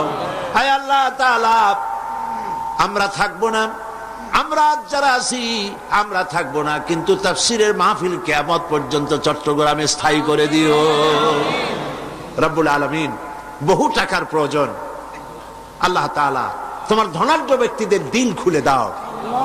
যারা এই মাহফিলের সাথে শত্রুতা পোষণ করে তাদেরকে বন্ধু বানায় দাও। যারা ভুল বুঝে দূরে দূরে থাকে তাদেরকে আমাদের ভাই বানায় দাও। আল্লাহ তাআলা সকলের দিল কোরআনের দিকে, আলেমদের দিকে মুহাব্বত ভরে দাও। আল্লাহ হিংসা কমায় দাও। আলেম দেখলে যাদের গা জ্বলে ওঠে, নাম মুসলমান, আলেম দেখতে পারে না, মাদ্রাসা সহ্য করতে পারে না, আল্লাহ তুমি দয়া করে তাদের হেদায়েত নসিব করে দাও। আল্লাহ তাআলা, আমাদের আরেক ভাই হযরত মাওলানা লুৎফুর রহমান সাহেব, আয় আল্লাহ তাআলা, সেই জওয়ান অবস্থা আমি তারে দেখেছি, আজ তিনিও আমার মতো, আমরা একই পথের পথিক, তিনিও আজ বার্ধক্যে উপনীত হয়েছেন। আল্লাহ কোরআনের খেদমত সারা জীবনের তুমি তার কবুল করে নাও। কোরআনে কারীমের তাফসীরের খেদমত যারা করতেছেন, অনুবাদের, লেখার, বলার খেদমত যারা করেন, আল্লাহ তুমি তাদেরকে কবুল করে নাও।